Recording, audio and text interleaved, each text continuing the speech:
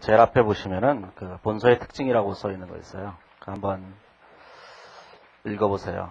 예, 머리말 성격을 갖고 있는 건데, 뭐 대충 썼어요. 예. 책 제일 뒤에 보면 훅이 있어요, 훅이. 예, 훅이 있어요. 훅이 한번 읽어보세요.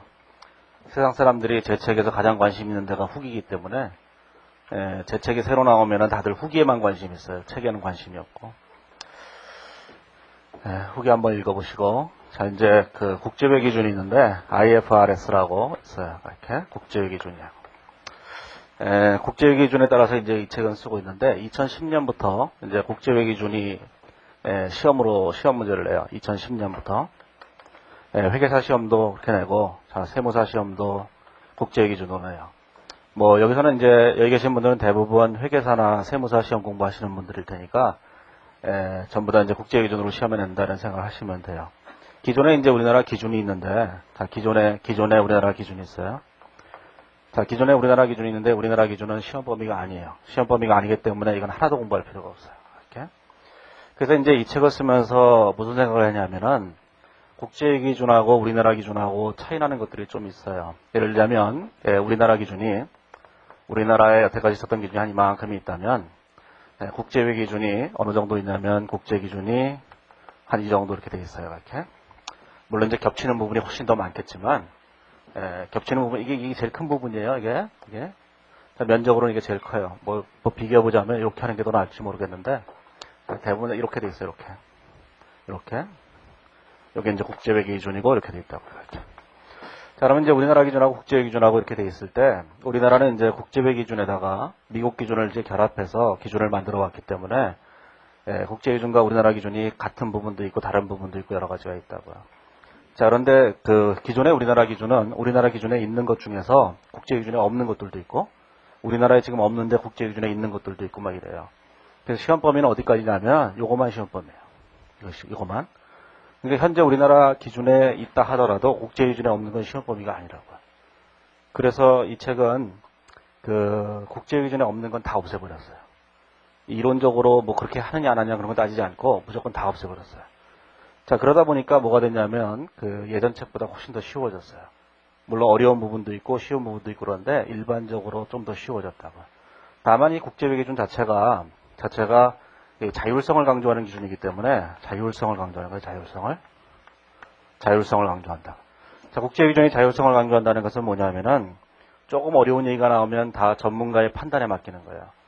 그래서 회계사들 이제 대부분 이제 회계사들이 주로 하는 거지만 회계사들의 자율적인 판단에 맡긴다고요. 그래서 이게 뭐가 돼야 되냐면은 이게 좀 필요해요. 여러 해에 걸쳐서 세월이 이제 한참 흐르게 되면 여러 해에 걸치게 되면 여러 가지 이제 세부적인 기준들이 조금씩 나올 거예요. 사람들이 이제 잘 모르겠는 거는 질의를 할 거 아니겠어요. 그러면 한국회계준원에서 자꾸 답변을 할 거라고요. 그게 몇 년치가 모여서 한 5년치, 10년치가 모여야만 많은 회계 처리 기준이 만들어질 거라고요. 현재까지는 국제 기준은 자세하게 나와 있는 것들도 없고, 물론 이제 자세하게 나와 있는 부분도 있지만 자세하게 안 나와 있는 부분들도 굉장히 많이 있다고요. 그래서 개념적으로는 이렇게 생각하시면 돼요. 현재 우리나라 기준보다는 쉽다. 그런 거예요. 그런데 국제외 기준은 다양성을 인정하기 때문에 항상 여러 가지를 인정해요. 이런 방법도 있고 저런 방법도 있고 그렇기 때문에 대처의 방법이 여러 가지가 있어요. 그래서 그런 걸 아시면 된다는 생각을 하시면 되죠. 자, 아무튼 간에 이 책은 완벽하게 국제외 기준에 대한 얘기만 하고 있어요. 우리나라 기준은 없어요. 아예. 시험 범위도 아니기 때문에 우리나라 기준과 국제외 기준을 비교해서 공부할 필요도 없어요. 이건 시험 범위가 전혀 아니니까. 그러니까 우리나라 현행 기준에 있는 거를 가지고 시험 문제를 내면은 그거는 범위가 아닌 걸 낸 거니까 다 이의 제기할 수 있을 거라고 생각하고 전부 다 국제 기준에 있는 것만 했다 이런 생각을 하시면 되죠. 자, 그 다음에 이제 우리가 해야 될 그 얘기는 무슨 얘기냐면은 우리가 이제 제일 먼저 회계학을 공부할 때 저희가 이제 제가 강의하는 게 재무회계예요. 재무회계라고. 자, 이 재무회계라고 하는 것은 이제 외부 공표를 목적으로 하는 재무제표를 만들기 위한 것을 우리가 재무회계라고 하는데 여기에는 이제 크게 우리가 이제 공부를 할 때는 회계원리라는 게 있고, 그 다음에 회계원리 다음에 중급회계라는 게 있어요. 중급회계. 그 다음에 뭐가 되어 있냐면 고급회계라고 하는 분야가 이렇게 되어 있다고요. 이렇게. 이거 세 가지가 되어 있어요. 자, 회계원리에서도 이제 여기서는 이제 회계원리를 좀 공부하시고 오셨겠지만 회계원리를 전혀 공부하지 않고 왔다. 그거는 괜히 온 거예요. 그냥 그 저녁 때 할 일도 없고 그래서 온 거니까 반드시 회계 원리를 하고 오셨어야 돼요. 회계 원리에서. 자, 그런데 회계 원리를 하고 이제 중급 회계로 왔다고 얘기하냐면 회계 원리에 있는 얘기들 중에는 이게 반 정도가 있어요. 자, 회계 원리 책을 보면은 회계 원리의 책 중에 한 반은 회계에 대한 기초에 대한 얘기가 돼 있고 나머지 반은 중급 회계 얘기의 기초가 있다고요. 이렇게. 그래서 이제 회계 원리 책의 한 뒤쪽 회계 원리 책의 반으로 딱 쪼개서 앞쪽에 있는 얘기는 중급 회계 책이 없어요. 그 다음에 반을 딱 쪼개서 뒤쪽에 있는 얘기는 중급 회계 책에 다 있어요. 다 있는데 여기는 기초적인 얘기만 있는 것이고 여기는 좀 어려운 얘기들까지 다 돼 있는 거예요. 이렇게. 그래서 제가 이제 제 회계 원리 강의를 들으신 분들도 있겠지만 그래서 제가 회계 원리를 강의할 때마다 이쪽 얘기를 할 때마다 나중에 중급 회계에서 다 나온다 그런 얘기를 한 걸 들으셨을 거예요. 이게. 자, 그래서 여기 있는 얘기에 대해서는 별로 심각하게 생각하실 거 없어요. 어차피 중급 회계 다 다시 할 거니까 여기 다 자세하게 나오니까 하지만 적어도 요 얘기는 다 알고 계셔야 되는 거예요. 요거는. 자, 그런데 문제는 뭐냐면 저 기초적인 얘기들, 요 얘기들이 시험에 안 나온다는 거예요. 이게? 그냥 기초에 불과한 거니까 시험에 절대로 안 나와요. 자, 시험에 나오는 건 어디부터냐? 여기 안 나와요. 시험에 나오는 건 여기부터 나오는 거예요. 이게? 그래서 회계 원리 수준의 시험 문제가 나오는 거는 뭐 고등학교 가보면은 이제 수능 시험을 본다. 그러면 수능 시험에 회계 원리 과목이 있는데 거기에 보면 그런 게 나와요. 그럼 여기서 이제 중급 회계를 다 맞추면 거기 있는 문제를 수능 문제를 다 맞출 수 있느냐? 못 맞춰요. 왜냐면 수능 문제는 너무 수준이 낮아서 우리가 맞출 수준이 아니에요. 공부를 너무 높이 하면 수준이 낮은 거 못 맞추거든요. 안 그래? 못 맞춰요. 여기 계신 분들 지금 초등학교 가서 과외해 보세요. 수학이 너무 어려서 문제를 못 푼다고 여기. 우리 애가 뭐 가르쳐달라는데 저는 짜증만 내요. 아, 네가 해. 그런다. 그러면 뭐 알지도 못하면서 저한테 막 뭐라 그런다고. 자, 그런데 이 중급 회계가 있고 여기 고급 회계가 있어요. 이 중급 회계라고 하는 것은 중급 회계라고 하는 분야와 고급 회계라고 하는 분야가 있는데 이건 서로 분야가 틀려요. 중급 회계는 하나의 기업에 대한 얘기를 하는 거예요. 하나의 기업. 기업 하나에 대한 얘기만 한다 그런 뜻이에요. 이렇게. 근데 고급 회계는 뭐에 대한 얘기를 하냐면 둘 이상의 기업에 관한 얘기를 하는 거예요. 둘 이상의 기업. 이상의 기업에 관한 얘기를 하죠. 그래서 고급 회계에서는 항상 회사가 두 개가 등장해요. A라는 회사와 B라는 회사 두 개가 등장하고 그 다음에 중급 회계에서는 A라는 회사만 등장한다고요. 자, 그래서 고급 회계하고 중급 회계는 분야가 서로 틀리기 때문에 중급 회계를 공부하고 나면 그 다음에 고급 회계를 공부하셔야 돼요. 자, 세무사 공부하시는 분들과 회계사 공부하시는 분들 두 종류의 분들이 계실 거 아니겠어요? 물론 양쪽을 다 노리시는 분들도 있을 텐데, 그러진 마세요. 그냥 한쪽만 노리세요. 이게 양쪽을 다 노린다는 거는 다 쓸데없는 짓이에요. 이게 뭐 회계사 공부하시는 분들은 세무사 공부를 하실 필요는 없어요. 왜냐하면은 회계사 자격증으로 세무사가 할 수 있는 일을 다 할 수 있기 때문에 굳이 하실 필요가 없고, 세무사 공부하시는 분들이 만약에 회계사랑 한다면 이제 세무사가 하지 못하는 일들을 회계사들이 일부 하기 때문에 좀 이제 영역이 약간 좀 틀려요. 이게. 그런데 세무사 공부하시는 분들을 위해서 잠깐 말씀드리는데 세무사 시험에서는 고급 회계를 최근 들어 잘 안 내요. 1차와 2차 두 가지가 있는데 1차와 2차 이게 두 가지가 있는데 회계사 쪽에서는 이 고급 회계가 굉장히 중요하다고요. 이렇게. 근데 세무사 쪽에서는 세무사 시험만 잠깐 말씀드리면 이 세무사 시험에서는 1차에서는 2008년도만 예를 들면 고급 회계 한 문제도 안 나왔어요. 예? 매년 한 두세 문제씩 나오다가 고급 회계가 세무사 2008년도 시험 문제 한 문제도 안 나왔다고. 저는 개인적으로 안 볼 것을 권해요. 고급 회계를 공부한다고 해서 자기 스스로가 고급스러워지는 건 아니에요, 절대로. 잘못하다가는 바보가 돼요. 이게. 그러니까 세무사 공부하시는 분들은 이걸 하실 필요 없다. 그런 얘기예요, 이게. 회계사 공부하시는 분들은 두 개를 다 해야 돼요, 반드시. 이걸 언제 할 거냐? 라는 건 이제 각자 판단할 문제죠. 미리 공부를 해두면 좋겠지만 사실 우리가 시험 공부를 할 때 재무회계만 공부하는 게 아니거든요. 예? 이 거지 같은 과목들 무진장 많아요.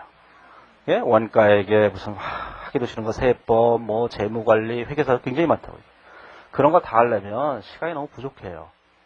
그래서 공부라고 하는 것은 공부라고 하는 것과 시험이라고 하는 게 있는데 공부라고 하는 게 있고 시험 공부하는 게 있어요. 시험과 공부가 있다고. 공부는 내가 스스로 지식을 쌓기 위해서 하는 거예요. 이렇게. 이게 공부고, 자, 시험은 합격하기 위해서 하는 거예요. 자, 합격하기 위해서는 지식이 선행돼야 되지만 지식이 없어도 합격할 수 있어요.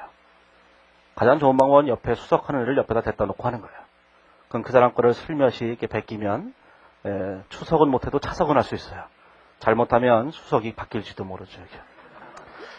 자, 하지만 우리가 이제 시험 공부를 하는데 시험을 보러 갔는데 그렇게 부정행위를 하시면 안 되고 부정행하지 말고 각자의 실력에 따라서 하시기만 하면 돼요. 우리는 합격하기 위해서 공부를 하는 것이지 지식을 쌓기 위해서 하는 게 아니에요. 많이 하실 필요 없어요. 많이 하는 건 합격에 해로워요. 이게 많이 하는 건 합격에 해로워요. 이게 자, 그냥 합격만 하면 다 많이 한다고 세상 사람들이 인정해줘요. 저는 세법에 대해서 아무것도 하는 게 없어요. 저는 제가 소득세 내는지도 잘 몰라요. 이게 그런데도 불구하고 제가 세금에 대해서 한마디를 떠들면 사람들이 다 맞다고 인정해줘요. 저는 늘 거짓말 하거든요. 네, 법인세율이 30%다. 이렇게 얘기해요. 제 책은 법인세율이 다 30%예요. 근데 사람들은 다 믿어요. 그게 30%인지. 그리고 나중에 세법 공부하면서 배신감을 느끼죠. 세법에 가보면 뭐 10%, 20% 이렇게 뚝뚝뚝 떨어져 있거든요. 이게. 자, 그래서 회계사 시험에 합격하든 세무사 시험에 합격하든지 간에 합격하고만 나면 공부를 잘하는 사람이에요. 무조건. 우리의 목표는 뭐냐면 합격이지 공부를 잘하는 게 아니다. 그 얘기예요. 근데 사람들은 대부분 무슨 생각을 하냐면 공부를 잘하려고 해요. 이런 거 필요 없어요.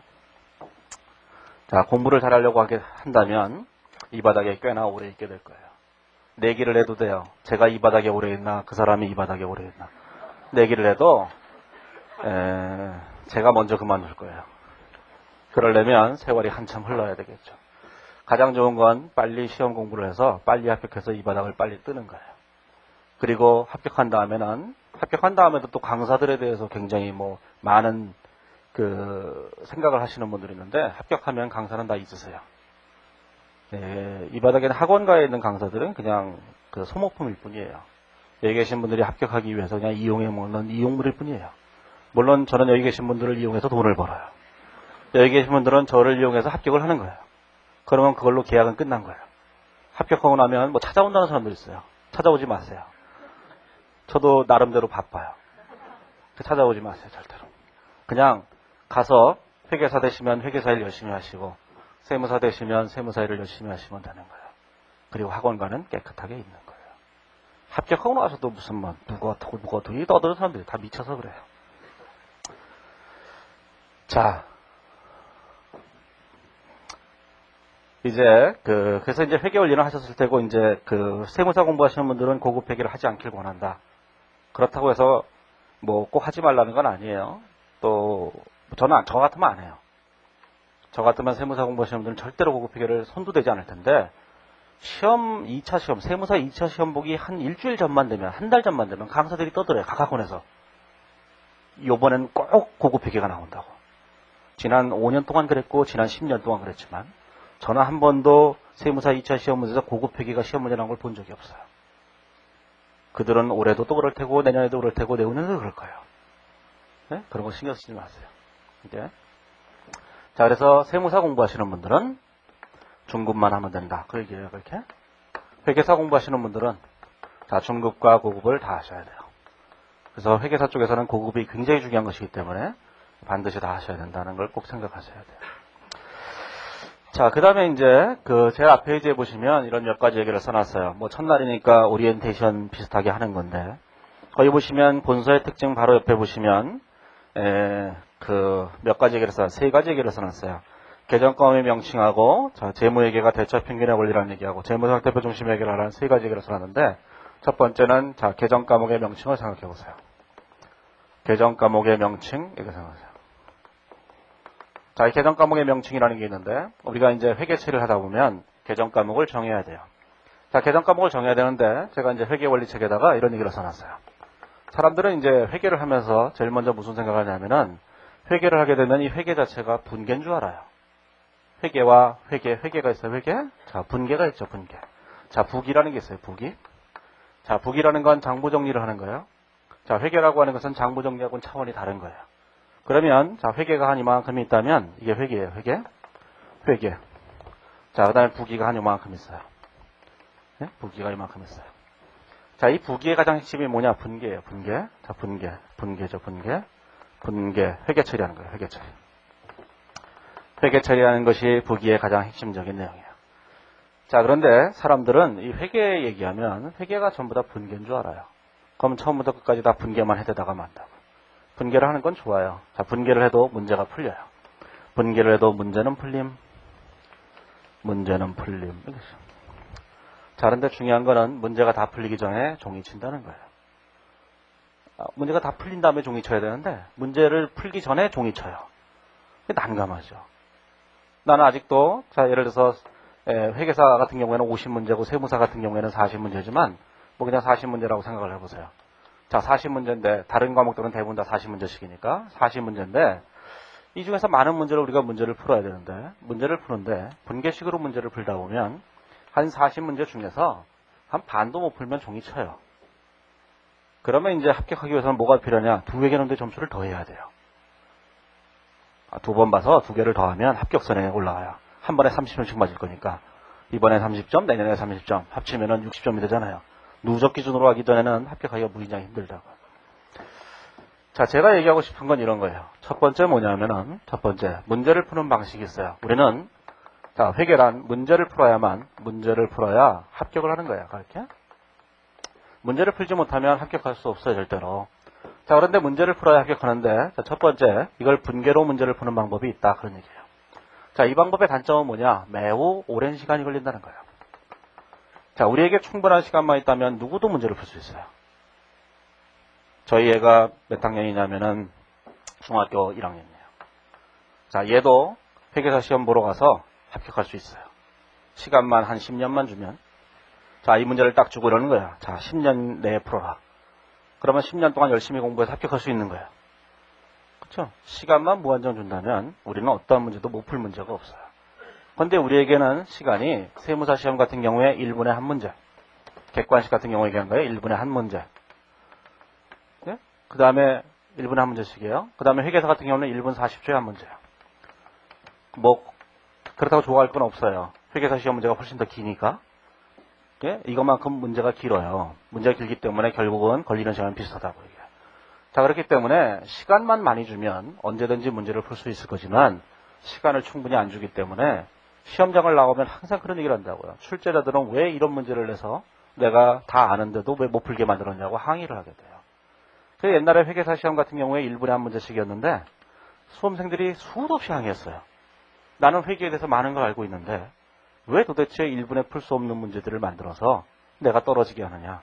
맨날 항의를 했어요. 그래서 금감원에서 뭘 했냐면 그래 좋다. 시간을 늘려주마. 1분 40초로 늘렸죠. 늘리고 난 다음에 문제 길이를 2배로 늘렸어요. 그건 맨날 그러나 저러나 똑같은 거잖아요. 어차피.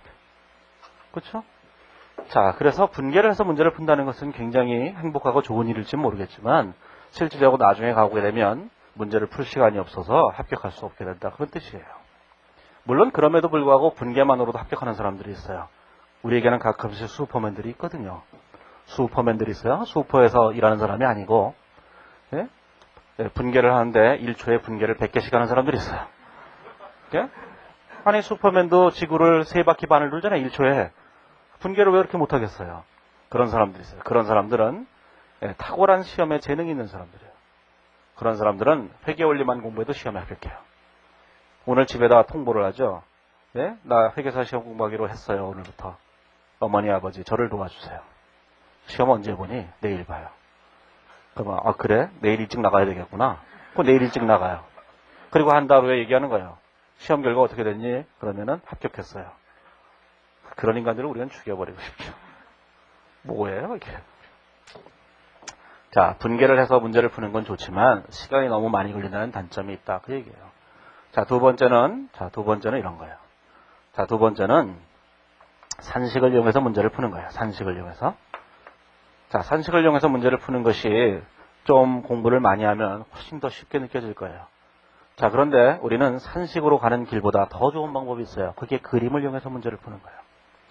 자, 그림을 이용해서 문제를 푸는 거예요. 자, 그림을 이용해서 문제를 푸는 걸 우리는 기하라고 한다고요. 수학적으로. 산식을 이용해서 푸는 것을 우리가 뭐라고 하냐면 산수를 이용해서 푸는 거를 우리가 대수라고 해요. 이렇게. 대수. 이렇게 얘기한다. 분계를 이용해서 푸는 건 뭐예요? 손가락을 이용하는 거예요.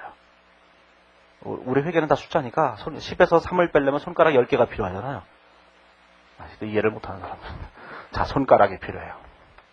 아, 거의 초딩 수준이다. 그러니까 초딩도 아니 유딩 수준이에요. 이렇게. 예? 어제 밤에 그 KBS에서 그 한동대학교인가 거기 김영길 총장인가 하시는 분이 나와서 얘기를 한다고요. 예? 기하가 가장 중요한 것이다. 이런 얘기 한다고요. 관심 있으시면 어제로 돌아가서 한번 보세요. 아니요. 지구를 거꾸로 한 바퀴 쫙 돌면 어제로 돌아가요. 그 정도 능력도 없이 시험 공부를 시작했단 말이에요. 지금? 자, 아무튼 간에 이렇게 세 가지 방법이 있어요. 세 가지 방법이 있는데 문제를 푸는데 가장 좋은 방법이 뭐냐면 그림을 이용해서 푸는 거예요. 저는 되도록이면 그림을 이용해서 풀어요. 자, 그림이 안 되면 그 다음에 산식을 이용하는 거예요. 자, 산식도 안 되면 분개를 하는 수밖에 없어요. 자, 대부분의 경우 그림을 그려서 문제를 푸는 것이 제일 좋겠지만 그림으로 그릴 수 없는 것들도 굉장히 많기 때문에 그런 경우에는 어쩔 수 없어요. 산식을 이용할 수밖에. 자, 산식을 이용해서 푸는 것도 어려운 경우도 있다고요. 어쩔 수 없어요. 분개를 하는 수밖에. 자, 그러면 제 생각에는 그림으로 문제를 푸는 것들이 굉장히 많이 있어요. 산식을 이용해서 문제를 푸는 것도 많이 있고. 자, 그런데 이 책은 전부 다 예제를 보면 이렇게 돼 있어요. 예제를 보면 어떻게 되냐면은 항상 질문이 있어요. 1번, 2번, 3번 이렇게 질문이 있다고요. 이렇게 질문이 있는데 제일 마지막에 뭐가 있냐면 항상 이렇게 돼 있어요. 회계 처리하라 이렇게 돼 있어요. 제일 끝에 있다고요. 회계 처리하라가. 그럼 사람들은 이 예제를 공부할 때 어떻게 공부하느냐? 4번부터 공부를 해요. 4번부터 공부하지 마세요. 제가 그냥 심심해서 4번에다 회계 처리하라고 쓰는 것이 아니라 문제를 풀 때 이 순서대로 풀어야 된다는 거예요. 그래서 모든 문제들은 대부분의 경우 다 회계 처리가 제일 뒤에 있어요. 물론 사람은 조급하기 때문에 처음에는 이 산식으로 푸는 것과 그림으로 푸는 것 자체가 이해가 잘 안 될 수도 있어요. 하지만 그러다 보니까 대부분 다 회계 처리가 제일 편한 줄 안다고요. 자, 회계 처리가 제일 편한 게 아니에요. 회계 처리가 나중에 가보면 합격에 장애가 돼요. 옛날에 어떤 수험생이 제게 와서 이랬어요. 학원에서 종합반을 하는데 어떤 수험생이 왔어요. 그 사람은 고급 회계 시험 공부를 했다고. 고급 회계. 고급 회계요? 고급 회계 분야에 연결이라는 게 있어요. 연결. 이 회계의 꽃이라고 하는 연결이 있어요. 연결 회계가 이제 회계의 꽃이라고 하는 거예요. 재무회계. 꽃인데 꽃이 별로 이쁘진 않아요. 승질 확 나요. 확 찢어버리고 싶은 그런 꽃이 있어요. 자, 연결이 있는데 어떤 수험생이 와서 그러더군요. 자기는 세 번째 본대요. 2차 시험만. 세 번째, 2차 시험을. 세 번째 봐요. 한숨 쉬실 거 없어요. 여기 계신 분들 중에도 있을지 몰라요. 2차 시험을 한 번만 보는 게 제일 좋은 거예요. 1차 한 번, 2차 한 번. 지금부터 이제 공부를 시작하셨으니까 이제 공부를 시작했다면 가장 짧게는 내년 7월이면 합격할 수 있을 거예요. 이건 짧으면 짧을수록 합격 가능성이 점점 높아져요. 그러면 1년 더 공부하면 점수가 올라가냐? 그렇진 않아요. 네? 예를 들어서 처음 딱 시험을 봤는데 2개 차로 떨어졌어요. 아깝잖아요. 1년 더 공부해요. 그러면 3개 차로 떨어져요. 아깝잖아요. 1년 더 공부해요. 1개 차로 떨어져요. 이게 우리를 죽이는 거예요. 이게. 그렇죠. 조금만 더 하면 점수가 더 올라갈 것 같잖아요. 절대로 안 그래요. 이상하게 공부 시간은 늘어났는데 점수는 점점 떨어져만 가죠. 이게 그렇기 때문에 1년 더 한다고 해서 점수가 더 올라가는 거 아니에요. 절대로. 여기 계신 분들이 공부를 하실 때는 자, 이제 지금 공부를 2월 달부터 시작을 하셨다면 물론 1월 달부터 하신 분들도 있겠지만 이때부터 해서 내년 7월 달에 회계사든 세무사든 내년 7월 달에 합격을 하고 끝내겠다 이런 생각을 가지고 하셔야 돼요. 그러면 다 이 바닥을 끝낼 수 있죠. 그런데 이 중에서 나는 경영학 전공이 아닌데 나는 회계학 전공이 아닌데 그러다 필요 없어요. 회계학 전공을 했다 안 했다 그건 중요하지 않아요. 지금부터 하면 다 돼요. 안 되면 그 운명인 거죠. 하지만 그런 운명이 뭔지는 잘 모르잖아요. 저는 여기를 딱 보시면 여기 강의 들으시는 분을 딱 보면 다 보여요. 누가 될지 누가 안 될지. 하지만 제가 얘기해 줄 수는 없어요.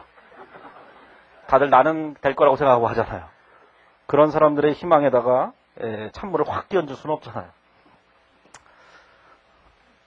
자,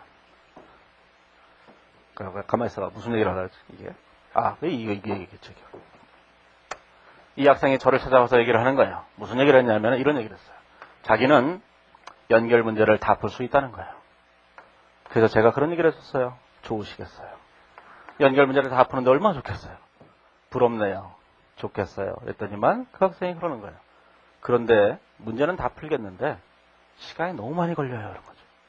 그래서 제가 얘기했어요. 문제를 분개로 푸나요? 네, 그렇대요. 분개를 다 해가면서 푼다는 거예요. 오래 걸리겠네요. 맞아요. 굉장히 오래 걸려요. 그거 하나 풀면은 30분이 다 지나가요. 어떤 때는 1시간도 걸리죠. 그것 때문에 자기는 합격을 못 하겠다는 거야. 그거 풀다 보면은 시간이 다 초과해서 어떻게 하면 좋겠냐는 거죠. 제가 그런 얘기를 했어요. 안 됐군요. 그리고 끝냈어요. 처음 시작을 어떻게 하느냐는 굉장히 중요한 거예요. 처음 시작부터 분개를 시작해서 분개식으로 하다 보면 나중에 생각나는 건 분개밖에 없어요. 분개는 저기 동네 어귀에 가다 보면 격리학원 있어요. 거기서 가르쳐 주는 게 분계예요. 제가 이제 회계원리 강의할 때도 대부분 분계를 하지만 회계원리라는 것이 대부분 격리와 비슷하기 때문이거든요. 격리학원 지나가다 보면 격리학원 있죠? 무슨 격리학원, 무슨 부기학원 이런 거 있어요. 예? 상고 앞에 가보면 그런 학원들이 있다고요. 그런 데서 하는 거예요. 회계학은 분계가 아니에요. 그래서 분계로 문제를 풀겠다 이런 생각을 일단 접으시는 게 좋아요. 지금 당장은 분계를 하면서 문제를 푸는 것이 훨씬 더 편할지는 모르겠지만 그것이 나중에 합격의 장애물이 된다는 생각을 꼭 하셔야 돼요. 네. 자, 그래서 이제 이런 생각을 하는 거죠. 어떤 생각을 하냐면은, 자, 이제 이 분계를 통해서 문제를 푸는 것과 산식을 통해서 문제를 푸는 것과 그림을 통해서 문제를 푸는 방법이 있는데 이게 제일 좋은 거예요. 그러다 보니까 이 바닥에 있는 많은 수험생들 중에 일부 사람들은 이런 얘기를 하는 거예요. 이게 수험계에서는 이런 얘기를 하는 거죠. 저에 대해서 왜 정파가 있나 봐요? 정파가 뭔지 모르겠는데 저를 무림의 세계로 보면 사파라 그러던데 뭐예요 도대체? 정파는 뭐예요? 정파. 분계하면서 푸는 거? 이건 경리학원 강사들이 하는 짓이잖아 이게. 사파는 뭐예요? 자, 저를 사파라고 하는 거는 그들이 잘 몰라서 그러는 거예요. 회계의 정통파가 이거예요. 이게 회계의 정통인 거예요. 이게. 회계의 미래는 어디에 있냐면 다 그림에 있어요. 네? 우리는 예전에 컴퓨터가 있다고 생각하세요. 컴퓨터. 자, 컴퓨터가 있어요. 컴퓨터. 1995년의 일이죠. 95년에 창들이 발견됐을 때 창들이 나오잖아. 아니 몰라요? 윈도우즈? 이 사람들이 번역을 해놓으면 알지를 못해요. 1995년에 창들이 나왔잖아요. 창들이 나왔을 때 우리는 다 충격받았어요. 그 이전에 컴퓨터 애호가들은 다 뭐라 했냐면 그래도 우리는 DIR을 쳐야지 이랬거든요. 이렇게. 여기서 DIR도 모르는 사람들도 있어요. 이게 뭐야 도대체? 그렇죠?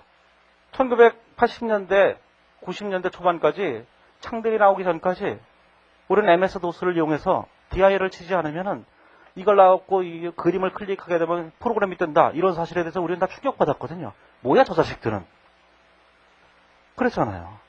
그런데 이거를 빌 게이츠가 빌하고 게이츠하고 둘이 만나고 했잖아요. 이렇게. 몰라요? 마이크로소프트의 창업자 있잖아요. 빌하고 게이츠하고. 둘이 만나갖고 이걸 만들었잖아요. 사실 지네가 만든 것도 아니죠. 예? 다른 데서 만든 거 베껴온 거거든요. 예? 이게 인터페이스 기술인가? 뭐 이게 기술인데, 이 기술이 제록스에서 만든 거예요. 그걸 이제 카피에다가 지네들이 딱 원용한 거거든요. 이 도둑놈들이에요, 얘네들이. 이게? 자, 그런데 창틀이 나왔을 때 우리는 다 무슨 충격을 받았냐면, 저걸 누르면 무슨 프로그램이 켜져. 이러지만 요즘은 컴퓨터를 딱 켰을 때 그림이 안 나오면 일단 들고 가죠. AS 센터로 가요. 그 이전까지만 해도 뭐였어요? 화면이 캄캄하게 나와야지 컴퓨터가 작동이 되는 거였거든요. 이제는 캄캄하게 나오면 어두워서 안 되는 거죠. 어느 날 세상이 지나면 회계는 다 그림의 세상이 될 거예요. 예? 제가 이 그림을 설파한 지 벌써 한 7년 됐어요. 7, 8년. 2000년, 1999년 말에 예? 세기말을 딱 보내면서 저는 생각을 했다고요. 회계학의 미래가 뭔가. 회계학의 미래는 그림에 있는 거예요. 제 꿈은 이 중급 회계책을 그림책으로 만드는 거예요. 예? 자, 그래서 제 사상을 이해해 주기 바라요. 저에게 사파라고 얘기하는 사람들은 사파라고 하면 동네 어설픈 칼잡이들일 뿐이에요. 동네 어설픈 칼잡이들이 예? 맹인공배 자토비치인가 뭐 있잖아요. 자토이치인가 뭔가. 자토이치가 막 지나가는데 걔 보고 뭐야 저 자식은 이러면서 칼싸움을 거는 거죠. 이게 비유가 잘 안 맞나? 제 강의를 들으려면 저는 굉장히 박학다식한 사람이기 때문에 박학다식해요. 예, 저의 지식은 태평양과 같이 넓어요. 깊이는 시냇물과 같아서 굉장히 낮아요. 뭘 깊이 있게 묻지는 마세요. 예? 그리고 중급 회계를 하시다 보면 조금씩 어려워요. 이걸 이해하시겠죠? 그러니까 나중에 제가 이제 그림으로 푸는 방법도 되는 거는 얘기할 테고 안 되는 건 뭐 얘기 못 하는 거니까 얘기 안 할 거예요. 그러니까 되도록이면 그림으로 푼다고 생각하시고 분계는 회계사나 세무사 공부하는 데 있어서 분계는 기초일 뿐이에요. 분계를 할 줄 알아야 되는 거예요. 분계를 할 줄 모르면 안 되는 거예요. 이제. 예를 들어서 회계사 합격하고 난 다음에 회계감사를 하러 갔는데 회사 직원이 물어봐요. 이거 분기 어떻게 하죠? 이렇게 물어보니까 몰라요. 이렇게 얘기하면 저건 뭐야? 이렇게 된다고 얘기해요. 그렇죠? 그러니까 분계는 아주 기초인 거예요. 기초를 가지고 문제를 풀겠다 이런 생각은 아주 웃기는 생각이에요. 그림을 통해서 문제를 푸세요. 지금은 분계를 통해서 문제를 푸는 것보다 훨씬 더 어려울지는 모르겠지만 세월이 한참 지나고 나면 이것이 얼마나 빠른 방법이라는 걸 아셔야 될 거예요. 하지만 그림 자체가 굉장히 어려운 그림이 아니기 때문에 사람들이 제일 우려하는 건 뭐냐면 그림으로 문제를 풀면 굉장히 문제가 쉽게 풀려요. 그 사람들이 그 다음부터 분계를 안 해요. 문제가 다 풀리니까 분계를 해보시라 그런 얘기예요. 제 얘기는. 예? 분계는 꼭 하실 줄 아셔야 돼요. 자, 저는 메인 건배 자토비치예요. 자토비치인가? 네, 동네 칼잡이가 아니에요. 자, 요 문제 방법에 대해서 말씀을 드리고, 자, 이제 개정 과목에 대해서 생각을 해보세요. 자, 개정 과목의 명칭을 어떻게 할 것인가라는 거죠. 우리는 개정 과목이라는 건 크게 딱 세 개밖에 없어요. 하나는 자산이고, 하나는 부채고, 하나는 자본이고, 이렇게 딱 세 개밖에 없는 거예요. 이렇게. 자, 그래서 우리는 자산이란 부채 플러스 자본이다라는 걸 회계 원리에서 처음 공부하셨을 거예요. 자, 그 다음에 이 자본이라는 게 있는데, 이 자본이 너무 복잡해지니까 자본을 좀 더 세부적으로 표시하기 위해서 수익과 비용이라는 게 나타나게 됐더라고요. 이렇게. 수익과 비용이라는 걸. 그래서 수익은 자본이 증가하는 것이고 비용은 자본이 감소하는 거예요. 그래서 이걸 가지고 산식을 하나 만들어 보니까 어떻게 됐냐면 이렇게 다 만들어졌죠. 자, 자산에서 자, 비용을 더하고 자, 부채에다가 자, 자본을 더하고 여기다가 뭘 더하냐면 수익을 더하니까 이게 됐죠. 자, 이런 걸 우리는 뭐라고 하냐면 시산표 등식이라고 얘기하는 거예요. 자, 얘기하고 싶은 건 뭐냐면 개정 과목은 우리에게 5개밖에 없어요. 개정 과목은 자산, 부채, 자본, 수익, 비용 딱 5개밖에 없는 거예요. 원래는 수익과 비용도 없었던 거예요.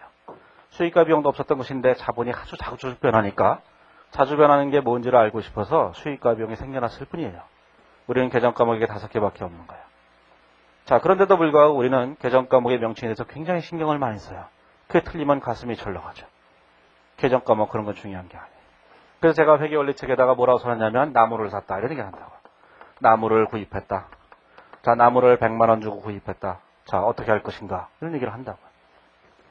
자, 나무를 100만 원 주고 구입하게 되면 개정 과목을 뭘로 쓸 것인가 하는 거죠. 다 돈 주고 샀어요. 자, 현금 100만 원을 주고 나무를 샀죠. 개정 과목이 뭔가 하는 얘기예요. 그래서 제가 회계원리책에다 이렇게 썼거든요. 첫 번째 나무라고 쓴다. 어떠냐 이렇게 물어봤어요. 나무잖아요. 그럼 된 거예요. 그렇죠? 나무라고 쓰니까 기분이 안 좋나요? 그럼 얘가 소나무예요. 그러면 앞에다 쓰세요. 소나무. 두 번째 소나무. 이렇게 쓰면 돼요. 얘가 이렇게.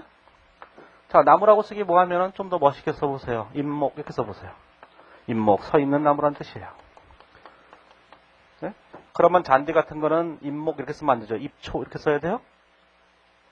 아, 또 이해를 못 하시네. 아, 그 어려운 한자는 쓰게 하지 마세요. 잎초라고 있잖아요, 개. 잎초 이렇게 있잖아요. 개 말하는 거. 저 쓸 줄 아는데 여기 계신 분들이 못 읽을까봐 참 이거 또 보여줘야 되네. 사람이 하도 못 믿는 사람들이 많아서. 잎초예요. 이렇게 쓰면 돼요.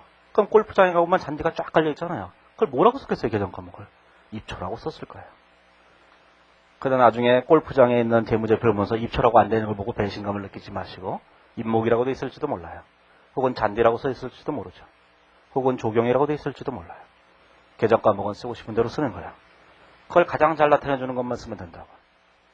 그런데 우리는 생전 처음 보는 개정 과목이 나오면, 처음 보는 상황이 나오면 개정 과목 뭐 쓸 것인가를 굉장히 고민하게 된다고요. 고민하지 마시고 적당한 걸 쓰세요. 적당한 걸 쓰면 되는 거예요. 이게.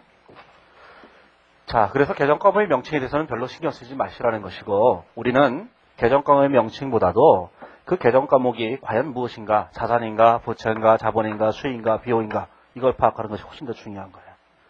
그리고 어차피 중급 회계를 공부하시다 보면 한 번, 두 번, 세 번, 네 번 이렇게 볼 거거든요. 그러다 보면 개정 과목은 저절로 알게 돼요. 그걸 처음부터 고민하실 필요 없어요. 자, 두 번째로는 이게 첫 번째 얘기하고 싶었던 거예요. 개정 과목의 명칭에 대해서 신경 쓰지 말라는 거고. 자, 두 번째 제목에는 대차평균의 원리예요. 자, 대차평균의 원리라고 하는 것은 이렇게 된 거죠. 대차평균의 원리란 자산은 자, 부채 플러스 자본 이런 거예요. 이게 대차평균의 원리예요. 이렇게 회계 원리에서 공부하셨죠? 이게 대차평균의 원리. 우리 회계는 복식부기에 따르기 때문에 복식부기는 대차평균의 원리를 기본적인 방침으로 하고 있다고요. 이렇게. 자, 그래서 이 대차평균의 원리가 있는데 우리는 어려울 때마다 이 대차평균의 원리를 부르면 걔가 찾아와요. 예를 들자면 이런 거랑 같은 거거든요. 옛날에 짱가라는 만화가 있었어요. 만화 영화예요. 짱가. 자, 모르시면 네이버 검색을 해보세요. 짱가 이러면은 과거의 전설의 만화 영화 이렇게 나올 거예요. 언제나 어려우면 짱가를 부르면 짱가가 나타나요. 최양락이 불렀던 만화 주제가 또 있어요. 어제 그저께인가 최양락이 텔레비전에 나와서 이 노래를 부르더군요. 왜 저런 미친 짓을 하나 이런 생각을 했지만 아무튼 간에 어려울 때마다 짱가를 부르면 짱가가 나타나요. 도와주러. 어려울 때마다 사람이 어려울 때마다 가만히 있으면 슈퍼맨이 나타나잖아요. 예쁜 여자일 때만. 아니면 슈퍼맨이 안 나타나잖아요.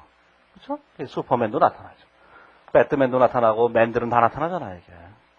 우리가 어려울 때마다 대차평균의 원리를 불러보세요. 그럼 그들이 나타날 거예요. 그래서 대차평균을 이용해서 대차평균의 원리를 이용해서 문제를 푼다는 건 아주 중요한 거예요. 그래서 저는 이제 문제를 풀 때 많은 경우에 대차평균의 원리를 이용해서 문제를 풀어요. 이게 기본이기 때문이죠. 예? 철저하게 많이 이용하시면 돼요. 자, 일단 뭐 기본적으로 생각을 해보시고, 자, 세 번째로, 자, 재무상태표 중심의 해결을 하라. 그런 게 있어요. 재무상태표. 우리는 재무제표 중에서 가장 중요한 재무제표가 딱 두 가지가 있는데, 하나는 재무상태표고, 자, 또 하나는 손익계산서예요. 손익계산서라고 얘기한다고요. 이렇게. 자, 우리는 앞으로 대차대조 재무상태표를 BS라고 쓸 거예요. 이게 BS. 예전에는 얘를 대차대조표라고 얘기했어요. 대차대조표라고 얘기했는데 지금은 재무상태표라고 이름을 바꿨어요. 자, 대차대조표라는 표현은 이제 완전히 사라지고 없어질 거예요. 왜냐하면은 상법도 개정했고 외관법도 개정했고 다 개정했기 때문에 이제 대차대조표라는 이름은 없어요. 재무상태표라고 이름을 다 고쳤다고, 법을 다 고쳐갖고 이제는 재무상태표 외에 다른 이름을 안 쓸 거예요. 이제 대차대조표라는 이름은 이제 쓰실 필요 없어요. 전혀. 어디에도 안 나타날 거예요. 재무상태표예요. 이게 BS라고 써요. 자, 손익계산서가 있죠. 이걸 IS라고 써요. 왜? 인컴 스테이트먼트라는 뜻이에요. 인컴 스테이트먼트 이렇게 써요. 왜 약자로 영어를 쓰냐면 제 강의 계획표 나눠드린 걸 보시면 제일 밑에 강의 중 사용하는 약어가 있을 거예요. 약어, 약자들이 있어요. 약자들. 그 약자들이 있어요. 그 약자들을 보시면서 제가 강의할 때마다 어떤 약자를 의미하는 것인지 아시면 되는데 왜 영어로 된 약자를 사용하냐면은 한글로 된 약자가 별로 좋지 않기 때문에 돼요. 재무상태표를 약자로 쓰려면 이렇게 써야 되죠. 지읒, 미음, 시옷, 티귿, 피읍 이러면은 이게 뭐라고 있는 거예요. 저는 이럴 때마다 세종대왕이 미워요. 세종대왕은 인터넷 시대를 잘 예견하지 못했던 거예요. 인터넷만 없더라면 한글이 굉장히 우수한 글자예요. 근데 이놈의 인터넷 때문에 완전히 엉망이 돼버린 거예요. 약자를 쓰는데 굉장히 취약해요. 그렇죠? 우리 한글의 문제점이 그거예요. 이것도 좀 한글도 좀 바꿔야 돼요. 자, 손익계산서도 여러 가지 쓰면 안 되니까 영어를 쓰면 딱 두 글자로 끝나잖아요. 그래서 영어로 쓰는 것일 뿐이에요. 제가 영어를 잘해서가 아니라 저는 영어를 잘 못해요. 알고 싶지도 않고 언젠가는 영문 통역기가 나올 거라고 기대하고 영어를 안 하고 있죠. 언젠가는 나올 거예요. 자, 재무상태표하고 자, 손익계산서하고 두 가지의 재무제표가 가장 중요한 재무제표인데 이 둘 중에서 뭐가 중요하냐 이렇게 얘기한다면 얘가 훨씬 더 중요한 거예요. 얘가. 자, 그렇다고 해서 얘가 죽는 건 아니에요. 예? 그냥 이런 거예요. 얘가 대세고 다수예요, 다수. 얘가 소수다. 이렇게 생각하시면 되는 거예요, 이렇게. 그냥 우리나라 국회 같은 데서 국회에서 한나라당, 기타당 이렇게 생각하면 돼요. 언젠가는 이들이 또 정권을 잡겠죠. 세상이란 건 그런 거잖아요. 영원한 게 어디 있어요, 세상에. 예? 저번 정권 시절에 열린우리당이 다수였잖아요. 그때는 열린우리당, 한나라당. 이번에 한나라당, 열린우리당. 다음에는 당을 다 없애버리는 거죠. 이게. 자, 어찌됐든 간에 이 순서가 있는 거예요, 이게. 얘가 중요하냐, 얘가 중요하냐. 시대에 따라서 얘가 중요한 시절도 있고 얘가 중요했던 시절도 있는 거예요. 지금은 어떤 시대냐? 얘가 가장 중요한 시대다. 그런 얘기예요. 이게? 얘가 가장 중요한 거야, 이렇게. 재무상태표 중심의 해결을 해야 되는 거예요, 무조건. 자, 그래서 재무상태표 중심의 해결하는 게 도대체 뭔가라는 걸 생각해 보실 필요도 있는데 재무상태표 중심의 회계나 사실은 손익계산 중심의 회계나 별로 큰 차이는 없어요. 하지만 보는 시각 자체가 틀리기 때문에 많이 다르죠. 제가 이거 설명할 때마다 이런 얘기를 해요. 저희에게 아이가 둘이 있어요. 그래 안 보이지만 있어요. 아들이 하나 있고 딸이 하나 있어요. 예? 나중에 자식을 낳으면 알겠지만 이 아버지 입장에서 볼 때는 아들은 별로 관심이 없거든요. 물론 어머니 입장에서 보면은 딸은 별로 관심이 없어요. 서로 이제 아빠와 아버지와 어머니가 있으면은 이제 이들의 이제 이렇게 제휴 관계가 시작돼요. 그리고 이제 서로 전쟁을 하는 거예요, 이게. 자, 그런데 어느 날 갑자기 집에 가보니까 피자를 시켜 먹었다라 그런 얘기죠. 피자를 시켜 먹었는데, 자, 피자가 8조각이 있어요. 자, 그런데 저는 딸아이가 피자 조각을 몇 조각을 먹었는지를 알고 싶어요. 자, 이거를 묻는 방법은 2가지 방법이 있는 거예요. 첫째, 아들한테 물어보는 거죠. 너 몇 조각 먹었니? 이렇게 물어보는 거예요. 아, 나 5조각 먹었어. 그런 얘기를 들었을 때 무슨 생각이 들어요? 죽일 놈. 이렇게 생각이 들잖아요. 그러면 얘가 3조각밖에 못 먹었다는 얘기잖아요. 자, 2번째, 딸한테 물어보는 방법이 있어요. 이렇게. 너 몇 조각 먹었니? 그러면 얘기하겠죠. 3조각 먹었어. 그러면 이제 부둥켜 안고 우는 거죠. 야, 저들의 습격에서부터 우리가 살아남아야 될 텐데 큰일이다. 자, 생각을 해보세요. 이렇게 아들이 5조각을 먹었다고 얘기하나? 딸이 3조각을 먹었다고 얘기하나? 딸은 3조각 먹었을 뿐이에요. 그렇죠? 그러니까 무슨 얘기냐면은 이 딸이 재무상태표예요. 이게 손익계산서예요. 이렇게. 그러면 생각을 해보는 거잖아요, 이게. 예? 얘를 알고 싶으면 얘만 계산하면 나머지가 계산되죠. 물론 얘를 계산해도 나머지가 계산돼요. 우리가 회계원리 때 이런 공부를 했지만, 자, 기초재고에다가 거기 이것도 약자가 있어요. 거기 보면 자, 매출원가 플러스 기말재고 이렇게 돼 있는데, 자, 기초재고자산에다가 단기 매입한 재고산을 더하면 판매가 나온 상품이 돼요. 판매가 나온 상품은 팔리지 않았으면 안 팔렸을 거예요. 자, 우리는 팔린 걸 계산하면 나머지는 재고고, 재고로 있는 걸 계산하고 나면 나머지는 팔린 거예요. 얘를 먼저 계산하자. 얘가 더 중요하다 이렇게 보는 게 재무상태표 중심회계고, 얘가 더 중요하다 이렇게 보는 것이 손익계산 중심회계예요. 뭐가 더 중요하냐? 현대회계는 다 얘다. 예? 얘 때문에 뭐가 발생한 거냐? 우리 재무회계에서 손상회계라는 게 발생하는 거예요. 예? 손상회계라는 걸 나중에 계속 하게 될 거예요. 거의 모든 자산은 다 손상대상이기 때문에 전부 다 손상회계를 하셔야 돼요. 그래서 재무상태표 중심의 회계를 반드시 해야 된다는 걸 꼭 기억하셔야 돼요. 자, 원래는 4가지 얘기를 하고 싶었어요. 자, 뒤로 가보시면 한 가지 얘기가 더 있는데, 어디 되어 있냐면은, 자, 60페이지에 오면, 자, 취득원가주의라는 게 또 하나 있어요. 자, 취득원가주의라는 얘기까지 4가지를 하고 싶었다. 그런 얘기죠. 자, 그런데 4가지 얘기를 하기에는, 이 페이지에 칸이 너무 작아서, 3가지 얘기밖에 못했어요. 자, 3번째 얘기했죠? 자, 4번째 얘기했죠. 공부를 하시면서 늘 명심해야 될 거다. 그런 얘기예요. 자, 4번째 얘기는 뭔가? 4번째 얘기는 우리 회계에 있는 취득원가주의에 대한 얘기예요. 자, 취득원가주의라고 하는 것은 취득했을 때 취득한 자산의 원가가 뭐냐 이렇게 얘기하는 게 취득원가주의예요. 자, 이 취득원가주의에 대해서 거기다 이제 몇 가지 얘기를 써놨죠. 거기에 60페이지에 오면 설명을 쭉 해놨어요. 자, 그림 1-26을 보시면 되는데, 자, 본문을 공부를 하실 때는 본문을 읽어보셔야 돼요. 일단 자, 첫 번째 일회독이라는 걸 하잖아요. 일회독. 그렇죠? 첫 번째 공부할 때, 자, 본문을 다 읽어보셔야 돼요. 본문을 다 읽어본다. 다 읽어봄. 이게요, 이렇게. 그렇죠? 자, 본문을 다 읽고 난 다음에는 그 다음에 항상 그림으로 요약이 돼 있어요. 그림으로. 근데 사람들은 그림만 보고는 책이 너무 요약돼 있다 이렇게 얘기한다고. 이 책이 다른 책보다 훨씬 더 두꺼워요. 네? 다른 책보다 훨씬 더 두꺼워요. 이게 상권만 700페이지고 하권이 한 600페이지가 넘을 테니까 1300페이지가 된다고요. 굉장히 두꺼운 책이에요. 다른 책은 뭐 한 1000페이지 정도밖에 안 된다고요. 저 미래에 나온 책은 한 1000페이지 때나 이렇게밖에 안 돼요. 그런데도 불구하고 제 책은 요약돼 있다고 그렇게 해요. 어떻게 그게 가능한 거죠? 어떻게 1000페이지짜리를 1300페이지로 요약할 수 있죠? 뭐 대단한 재능이잖아 이게. 물론 제게 뭐 수많은 재능이 있긴 하지만 각자 사람마다 잘하는 게 있고 못하는 게 있어요. 자, 본문을 다 읽어보는 거예요. 첫 번째는. 자, 뒤에 그림이 다 요약이 돼 있어요. 자, 두 번째 볼 때는 뭐냐면은, 자, 두 번째 볼 때는 뭐 꼭 10번 봐야 되는 건 아니에요. 2번 볼 수도 있고, 3번 볼 수도 있고, 4번 볼 수도 있고, 어떤 사람은 한 번만 보면 다 알아요. 어떤 사람은 표지만 보니까 무슨 얘기인지 다 알아요. 표지만 보고, 중급회 얘기네? 이거 딱 덮고 시험장에 가면은 다 맞춰요. 그런 사람도 있어요. 뭐 세상에는 수도 없이 많은 사람이 있는 거니까. 자, 두 번째 볼 때는 뭐냐면은, 첫 번째 볼 때 본문에 파란색 글씨가 이렇게 딱 돼 있어요. 왜 파란 글씨가 돼 있느냐? 제가 옛날에 강의를 할 때 보니까, 한 오래전에 강의할 때 보니까 사람들이 형광펜으로 막 칠하고 있는 거예요. 전 궁금했어요. 왜 칠하나. 그래서 어느 날 결심했죠. 내가 칠해주기로. 내가 칠해줬어요. 칠했더니 뭐 색깔을 바꿔서 칠하는 거예요. 중요한 문구들을 다 칠해놨어요. 물론 제가 중요하다고 칠하는 것도 있지만 많은 분들이 보시기에 또 각자가 중요하다고 생각하는 게 또 있을 거 아니겠어요? 그런 것만 조금 더 칠해보면 되죠. 저도 완벽한 인간이 아니라서 뭐 완벽하게 모든 중요한 걸 다 칠할 수는 없었잖아요. 이게. 저는 칠해놨는데 가다가 색깔이 벗겨진 것도 있어요. 저는 칠해놨는데 인쇄소에서 색깔이 벗긴 것도 있잖아요. 몰라요? 무슨 얘기인지? 자, 본문을 다 읽어보시는데 읽어보실 때 파란색 글씨 위주로 중점적으로 읽어보시면 돼요. 자, 두 번째 보실 때 그리고 이해가 된 부분들은 또 읽어볼 필요가 없는 거예요.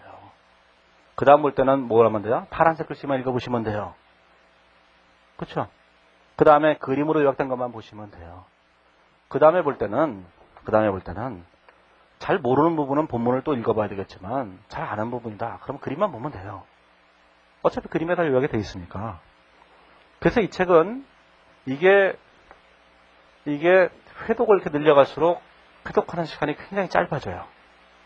뭐 인상 짧아요? 뭐 나중에는 그림만 보면 되니까 한 반나절이면 다 봐요.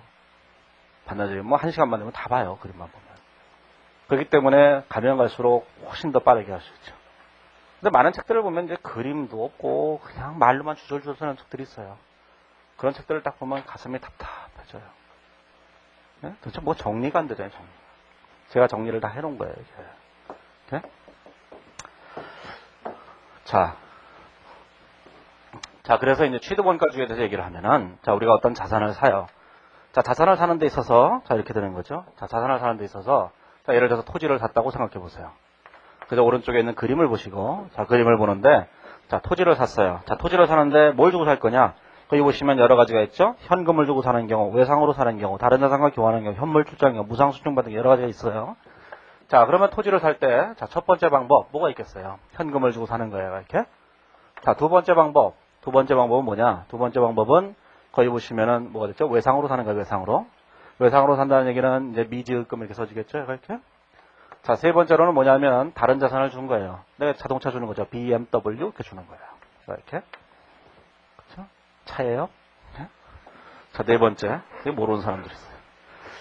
자, 네 번째로는 뭘 줬냐면은 이제 내가 주식을 발행해 줬어요. 그러면 자본금, 주식 발행 초과금에서 주식을 발행해 줬어요. 이렇게.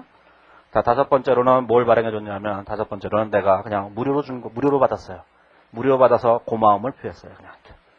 고마워요. 그리고 눈물을 주르륵 흘렸죠. 고마움의 크기는 눈물의 길이와 같은 거예요. 이렇게.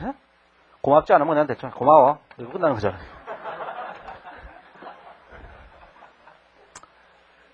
자, 그런데 이렇게 다섯 가지 방법으로 토지를 샀다는 얘기예요. 자, 토지의 취득원가는 뭔가? 근데 자, 취득원가주의란 이런 거예요. 이 토지를 구입하기 위해서 나는 무언가 대가를 지급하는 거예요. 대가가 없는 건 하나도 없어요. 자, 그러면 자, 요것이 있어요. 요것이. 내가 가지고 있는 거를 시장에다 갖다 팔아요. 시장에다 갖다 팔면 공정가치만큼의 돈을 받게 돼요. 그 돈을 가지고 나는 이 토지를 사는 거예요. 그렇다면 항상 이 토지의 취득원가는 뭐가 되냐면 내가 제공한 대가가 있는데 이 제공 대가의 공정가치가 되는 거예요. 이렇게. 그런데 문제는 이 제공한 대가의 공정가치라고 하는 것 자체를 계산할 수 있는 것도 있고 현금처럼 계산하기 쉬운 것도 있어요. BMW 이런 것도 자동차 같은 거의 공정가치는 쉽게 계산할 수 있어요. 중고차 시장도 있고 그러니까. 하지만 고마움의 공정가치는 계산하기가 무진장 힘들다고요. 그래서 내 고마움의 공정가치 이거 계산하는 게 거의 불가능에 가깝죠. 그래서 회계에서 뭐가 필요한 거냐면 신뢰성 있는 측정이라는 게 필요한 거예요. 자, 신뢰성 있는 측정이라는 게 필요해요. 뭐 나중에 다 얘기할 거예요. 신뢰성 있는 측정. 자, 회계란 무엇인가를 측정할 수 없으면 측정이라는 것은 금액을 계산할 수 있다 이런 뜻이에요. 금액을 계산할 수 없다면 다 필요 없는 거예요. 내 고마움의 공정가치. 누가 나한테 밥을 한 끼 사줬어요. 5,000원짜리를. 나는 고맙다. 이렇게 얘기했어요. 나는 얼마만큼 얘기했냐면 10,000원어치 얘기한 거예요. 근데 그 자식은 얘기하는 거죠. 뭐야 저건. 이러면서 2,000원이 부족하다고 얘기하는 거거든요. 그렇잖아요. 자, 그러면 이런 경우에 취득원가를 뭘로 할 거냐는 건데. 취득원가를 이 제공한 대가의 공정가치를 만약에 우리가 모르겠다면 받은 자산의 공정가치로 하는 거예요. 받은 자산의 공정가치로? 자, 그러면 이런 생각을 해보세요. 제공한 자산의 공정가치나 받은 자산의 공정가치나 무슨 차이가 날 것인가 이런 생각을 해보시면 이렇게 되죠. 자, 토지를 받았어요. 토지를. 자, 토지를 받았는데 토지를 받으면서 BMW를 줬어요. 자, 이 BMW의 공정가치가 중고차지만 2억 원을 호가해요. 이렇게. 자, 그런데 이 토지의 공정가치가 있어요. 토지의 공정가치가 3억이에요. 이것의 공정가치가 3억이고 이것의 공정가치가 2억이죠. 자, 그러면 토지의 취득원가가 얼마냐? 이렇게 생각을 해보세요. 토지의 취득원가는 2억일까요? 3억일까요? 지금부터 한 7, 8년 전쯤에 어떤 수험생이 제게 이걸 물어봤어요. 제가 한마디로 딱 결론 내주니까 그 다음부터 아무도 안 묻더군요. 뭐라고 답변했냐면 이렇게 썼어요. 학원 홈페이지에다 저한테 질문했는데 제가 이렇게 답변했죠. 너라면 바꾸겠니? 이렇게 썼어요. 이게 썼어요? 뭐 이것만큼 명쾌한 대답이 어딨어요. 2억 원짜리 BMW와 3억 원짜리 토지가 왜 교환되는 거죠? 우리 수험생들은 다 이상해요. 있지도 않은 걸 가지고 그냥 자꾸 만들어내요. 이게 가능하다고 보세요? 그럼 토지 갖고 있는 사람 미쳤어요? 이런 일 없어요, 세상은. 세상은 그렇게 만만치 않아요. 이게 세상이 이렇게 만만한 데가 아니기 때문에 2억 원짜리 BMW와 3억 원짜리 토지는 교환될 수 없어요. 그래서 절대로 이런 건 없는 거예요. 그래서 뭐가 되냐면은 학교에 다닐 때, 자, 학교, 한글로 써야지, 학교를 다니는데, 자, 이제 우리 사람들이 있어요. 5명의 멤버가 있죠. 우리 4명쯤 되죠. F4가 되죠. 이렇게. 4명 있어요. 그런데 그 F4가 아니에요. 우리는 실패한 F4죠. failure. 자, 그런데 어떤 멋있는 남자와 거지 같은 여자가 같이 다녀요. 반대라도 해도 좋아요. 멋있는 남자와 거지 같은 여자, 또는 멋있는 여자와 거지 같은 남자라고 해도 좋아요. 자, 멋있는 남자라고 해보세요. 남자. 거지 같은 여자예요. 우리는 그것을 이제 크기로 표시하는 거죠. 이게 그렇죠. 자, 그런데 이 둘이 맨날 같이 다녀요. 자, 우리 4명은 무슨 추측을 했을까요? 이들이 과연 무슨 사이일까 궁금하잖아요. 학교 가다 보면 그런 사람들이 있죠? 없어요? 있어요. 굉장히 궁금해요. 저들은 무슨 사이일까? 자, 이 둘이 사귄다는 건 불가능한 거예요. 그렇죠? 그렇잖아요. 사귄다는 건 불가능해요. 그래서 우리들은 결론 내리는 거예요. 이들은 틀림없이 친구다. 이 결론 내리는 거예요. 친구예요. 절친한 친구일 뿐이에요. 사랑하는 사이 절대로 아니에요. 자, 그런데 어느 날 이 중에 한 명이 알아갖고 왔어요. 김범이 알아갖고 왔어요. 범이가 알아갖고 왔어요. 야, 둘이 사귄대. 이때 우리가 받을 충격이라 이런 말할 수가 없는 거야. 그건 있을 수 없는 거야. 어떻게 둘이 사귀죠? 그럴 때 우리는 또 결론을 내는 거예요. 이 기울어진 관계. 이게 시서로 보면 이게 기울어진 관계잖아요, 지금. 이 기울어진 관계를 맞추기 위해서는 틀림없이 이 여자에게 뭔가를 줘야 돼요. 그래서 틀림없이 얘네들이 맨날 차를 BMW를 타고 다니는데 그게 여자 차일 거야. 이렇게 결론 내리는 거야. 야, 그 BMW가 여자 차래. 그렇겠지. 그러니까 사귀겠지. 이렇게 되는 거예요. 이건 뭐죠? 우리에게 등가 교환을 설명하는 거예요. 같은 가치끼리만 교환되는 거예요. 절대로. 미쳤어요? 얘하고 사귀게? 그런데 나중에 또 한 명이 알아갖고 온 거야, 얘가. 김현중이 알아갖고 왔어요, 얘가. 야, 그 BMW가 남자 거래. 이때 우리가 받을 충격이라 이런 말 할 수 없죠. 그러면 이거는 이렇게 됐다, 이렇게 돼버린 거예요, 이렇게. 시소가 망가져 버렸죠. 어떻게 되는 거예요? 자, 그럴 때 우리들은 결론을 내리는 거예요, 또. 결론을. 그 남자가 미쳤을 거야. 남자가 미쳐버리면 이게 급격히 규정을 이루죠, 또. 그래서 우리가 아침에 보면 이제 스포츠 신문 같은 데 보면 이효리와 탑이 뭐 키스를 했다더라. 저번 쇼에서 하잖아요, 그렇죠? 그러면 다들 충격으로 받아들이는 거예요. 뭐야, 이게. 그런데 전혀 이상하네. 무슨 뭐 신봉선이랑 탑이 키스했다더라. 그러면 뭐야, 이거는. 게임을 한 거야? 뭐야? 이렇게 생각하는 거예요. 우린 전혀 이 생각을 안 하는 거예요. 비슷한 사람끼리 해야지만 이게 뉴스가 되는 거예요. 비슷하지 않으면 이건 개그 콘서트에 나온 얘기겠구나 이렇게 생각하는 거죠, 전부 다. 자, 그래서 공부를 하실 때 이런 말도 안 되는 얘기는 생각하지 마세요. 우린 같은 가치끼리만 교환되는 거예요. 그래서 이제 학교로 돌아가시면, 오늘 저녁에 돌아가시면 이제 사귀는 남자나 사귀는 여자한테 전화를 한 통 하세요. 우리는 서로 격이 안 맞아. 내가 많이 기우는 것 같아. 또 한 1년 내년 여름쯤 되면은 이제 합격할 거잖아요. 합격하면 그게 현격하게 기울어져요. 기울어지면 그때 지금부터 이제 좀 대비를 해야 돼요. 그때 합격한 다음에 딱 관계를 끊으면 인간적으로 나쁜 사람이 돼요. 지금 미리 관계를 끊어놔야지.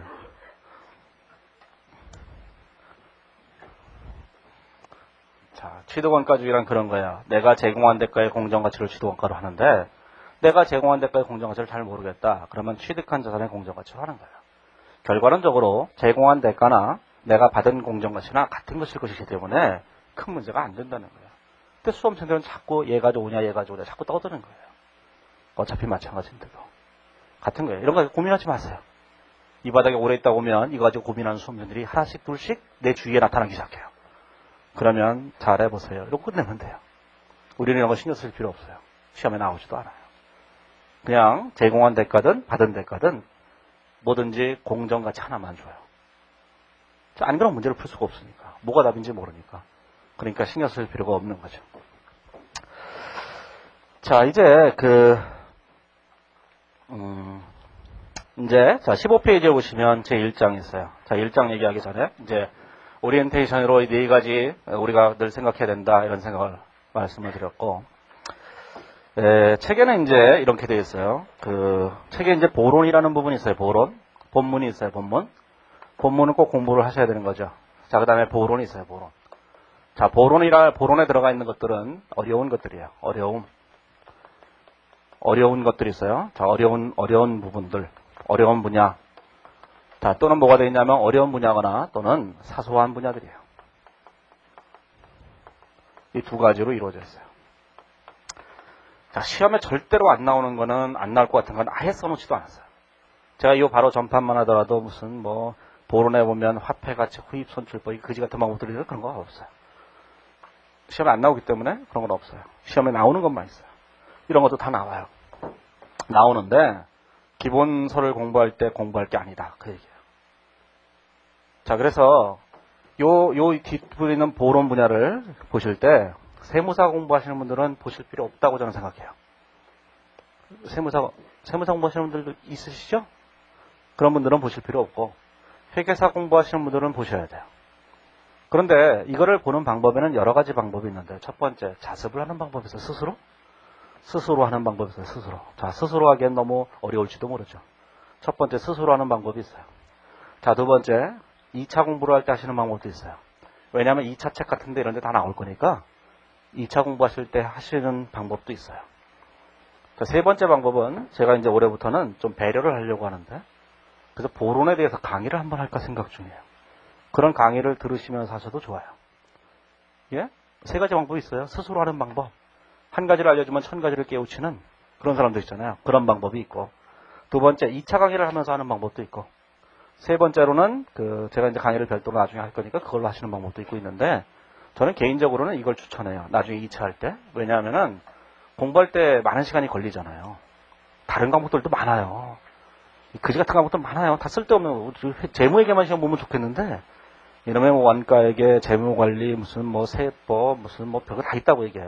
그런 거 다 하시려면 시간이 많이 부족해요. 게다가 일주일에 한 3일씩은 놀아야 되잖아요. 아니 4일은 공부하고 3일은 놀고 이게 뭐 나쁘다는 거예요. 공부를 더 많이 했는데. 그러니까 우리가 이제 여가 시간도 필요하거든요. 여가 시간도 즐기기 위해서는 사실은 나중에 2차 할 때 하셔도 돼요. 충분해요. 그래도 지금부터 하실 필요는 없고 나중에 해보니까 야 내가 좀 더 해보고는 싶다. 그럴 때는 이런 강의를 들으시면 되고 아니다. 나는 나중에 2차 할 때 한꺼번에 할래. 그럼 이거 하실 필요 없는 거죠. 2차 할 때 하셔도 되는 거예요. 저는 이걸 권해요. 강의만 많이 듣는 건 좋은 거 아니에요. 강의가 길다고 좋은 거 아니에요. 강의가 길면은 수업 듣는 사람들이 시간만 뺏어요. 강의는 짧으면 짧을수록 좋아요. 중급회 강의를 이걸로 마치는 게 제일 좋아요. 여기서 그냥 자 아시겠죠? 자 이제 끝 이러기 제일 좋은데 그러기에는 너무 아시는 게 없잖아요. 하나도. 그래서 제가 좀 더 얘기를 하는 것일 뿐이에요. 그런데 2달이 걸린다는 거죠. 자 아무튼 간에 자 이런 분야는 일단은 생각하지 마세요. 일단 생각하지 마시고 본문에 있는 것만 주로 하자 이런 생각하시면 돼요. 예, 본문이 아주 기초니까. 자, 그 공부하는 방법에 대해서 말씀을 드린 거고. 자, 이제 15페이지에 가보시면은, 제 1장에 보면은, 자, 재무보고와 개념체계가 있는데, 자, 거기 보시면 이제 재무회계 기초가 있고 회계의 정의가 있어요. 회계의 정의가 있는데 시험에 하나도 안 나와요. 그냥 읽어보세요. 세상 사는 얘기가 쓰여져 있으니까. 뒤에 가보시면 16페이지에 가보시면은, 자, 회계의 분류를 보시면, 재무회계와 관리회계와 세무회계 세 가지가 있다는 것인데, 자, 오른쪽에 보면 요약이 되어 있어요. 요약이 되어 있는데, 회계의 분류가 있죠. 재무회계, 그 다음에 여기는 이제 관리회계라고 제가 분류를 해놨는데, 이렇게 되어 있는 거예요. 대부분 이제 회계 원리를 공부하시고 그 다음에 재무회계를 가장 먼저 하시는 거니까 이렇게 돼 있죠. 왜 더러워? 제가 원래 분필을 다 부러뜨리기 때문에 뭐야 이게? 청소 아줌마가 저를 제일 싫어하죠. 이제 재무회계가 있어요. 재무회계. 자, 재무회계가 이렇게 있어요. 그 다음에, 자, 원가회계라고도 하고, 관리회계 분야가 너무 많아서, 원가관리회계라는 표현을 더 많이 써요. 관리회계라고도 하고, 원가회계라고도 하고, 합쳐서 원가관리회계라고도 하고, 뭐라 그러는데, 대부분 요즘은 이제 다 원가관리회계라고 이렇게 얘기하죠. 그 다음에 이제 세법이 있는 거예요, 세법이. 이렇게. 자, 1차가 있고 2차가 있는데, 회계사 먼저 잠깐 말씀드리면, 이렇게 돼 있어요. 자, 1차가 있고, 자, 2차가 있어요, 2차. 이렇게 2차가 있어요. 자, 그 다음에 세무사 시험도 있죠, 세무사. 세무사 시험도 1차가 있고 2차가 있어요. 뭐 다 잘 아시겠지만 모르시는 분들이 의외로 많아요. 왜냐하면 회계원리만 공부해놓고는 원래 과목 제목이 회계원리거든요. 1차 과목이. 그러니까 야, 이 시험 보러 가도 됩니까? 이런 사람들이 있어요. 제목을 오해하시면 안 돼요. 자, 이게 회계사 시험이나 세무사 시험이나 1차 시험은 둘 다 재무회계와 원가회계를 합쳐서 회계학이라고 하는 거예요. 회계학이라고 하는데 이게 150점이에요. 회계사 시험에서는. 그 다음에 세무사 시험에서는 요거 두 개를 합쳐서 100점을 줘요. 이렇게. 그 다음에 세법 과목이 있어요. 세법 과목이 이게 100점이에요. 이게, 자, 여기서 보시면 이게 얼마냐면 이것도 100점이에요. 이렇게 주는 거예요, 이렇게.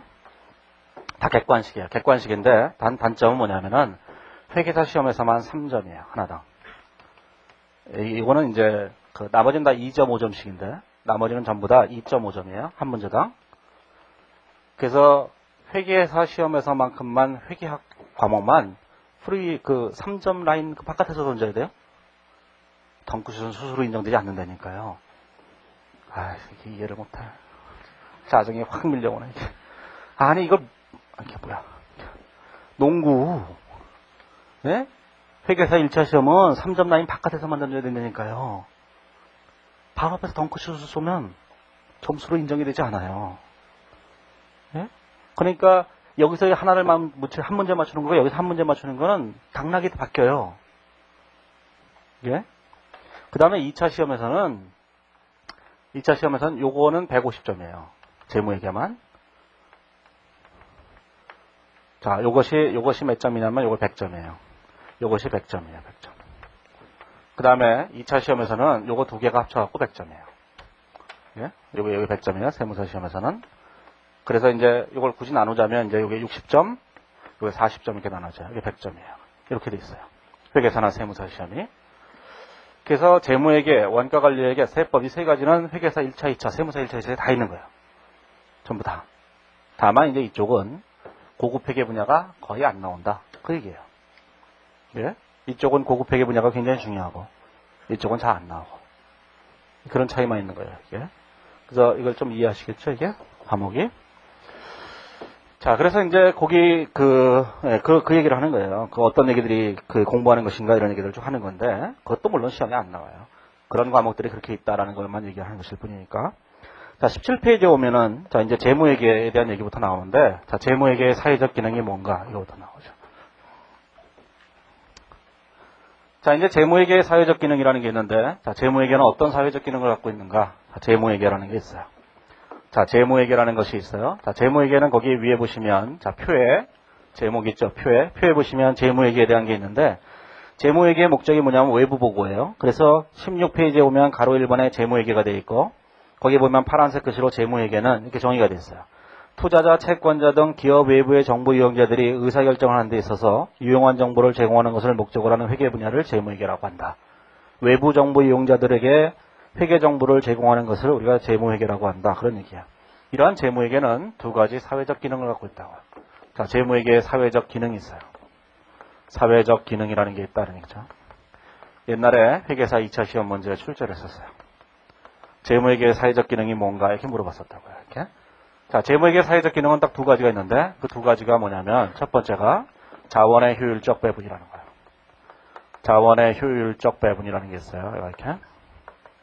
자, 두 번째는 뭐가 있느냐? 두 번째는 수탁 책임 보고라고 하는 기능이 있어요. 수탁 책임 보고라고 하는 이런 두 가지 기능이 있는 거예요. 옛날에 회계사 시험에 출제했던 거, 2차 시험에 주관식에서. 자, 그러면 자원의 효율적 배분과 수탁 책임 보고는 뭔가라는 걸 생각해 보셔야 돼요. 자, 우리는 이제 그 재무회계라는 것은 외부에다가 그 공표를 하는 것인데 무슨 형태로 공표하냐면 재무제표 형태로 공표를 하게 돼요. 근데 재무제표 중에서 가장 중요한 것이 이제 손익계산서라는 게 있는데 손익계산서에서 뭘 공시하게 되냐면 당기순이익이라는 걸 공시하게 돼요.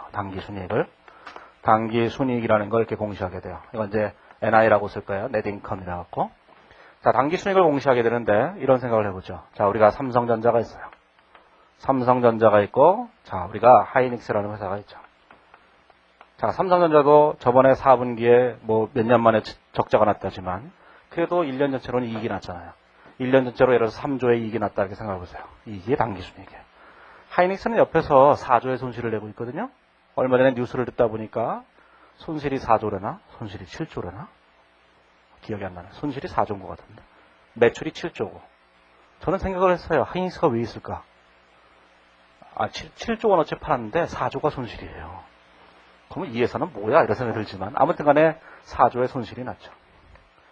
자, 그러면 우리나라 전체에 있어서 경제적 자본들이 있다. 경제적 자본을 다른 말로 얘기하면 돈이라고 생각하시면 돼요. 이렇게. 그렇죠? 돈으로 대별되잖아요. 돈으로 모든 걸 살 수 있잖아요. 돈으로 다 사요. 돈으로 다 사요. 여자친구의 마음도 사요. 돈으로. 안 팔아서 그렇지 잘. 돈으로 사요. 팔기만 하면 다 사요. 그러면 이 돈이 경제적 자원인데 이 돈을 가지고 돈이 하이닉스에 들어갔던 돈이 다 빠져나와서 어디로 가냐면 삼성전자로 쫙 옮겨가요. 그게. 그러면 이 경제적 자원이 좀 더 좋은 회사로 다 옮겨간다고. 그러면 이 나쁜 회사들은 결국 망하게 된다고. 그러면 경제적 자원이 좀 더 효율적인 기업으로 이렇게 옮겨가기 때문에 자원이 좀 더 효율적인 기업으로 옮겨가서 좀 더 많은 이익을 벌어들이는데 공헌하게 된다고. 이런 걸 자원의 효율적 배분이라고 얘기하는 거예요. 자원의. 그래서 거기 한번 보시면은 제일 마지막 문단에 파란색 글씨로 써놨죠. 17페이지에 보시면 한정된 경제적 자원을 비효율적인 기업에서 효율적인 기업으로 배분할 수 있게 된다. 이런 정보를 보면서 예를 들어서 제가 하이닉스 주식을 갖고 있다는데 이익이 공표됐어요. 4조 손실이라고. 가슴이 철렁하죠. 그러면 막 팔 거 아니겠죠. 주식을. 팔아고 그 돈을 가지고 삼성전자 주식을 사게 되는 거예요. 그러면 이 회사 주가는 점점 떨어지겠죠. 이렇게. 이 회사 주가는 점점 올라갈 테고 점점 이 회사 주가가 올라가게 되면 삼성전자는 자금을 조달할 때 훨씬 더 편하게 조달할 수 있다고. 이게. 그게 이제 자원의 효율적 배분이고, 자, 두 번째가 수탁 책임 보고예요. 자, 수탁 책임 보고라고 하는 것은 우리가 이제 무엇을 말하는 거냐면은 이런 걸 수탁 책임 보고라고 하는데, 자, 이제 수탁 책임 보고라고 하는 것은 주주가 있어요. 주주가 이제 경영을 위탁을 하게 돼요. 경영자에게.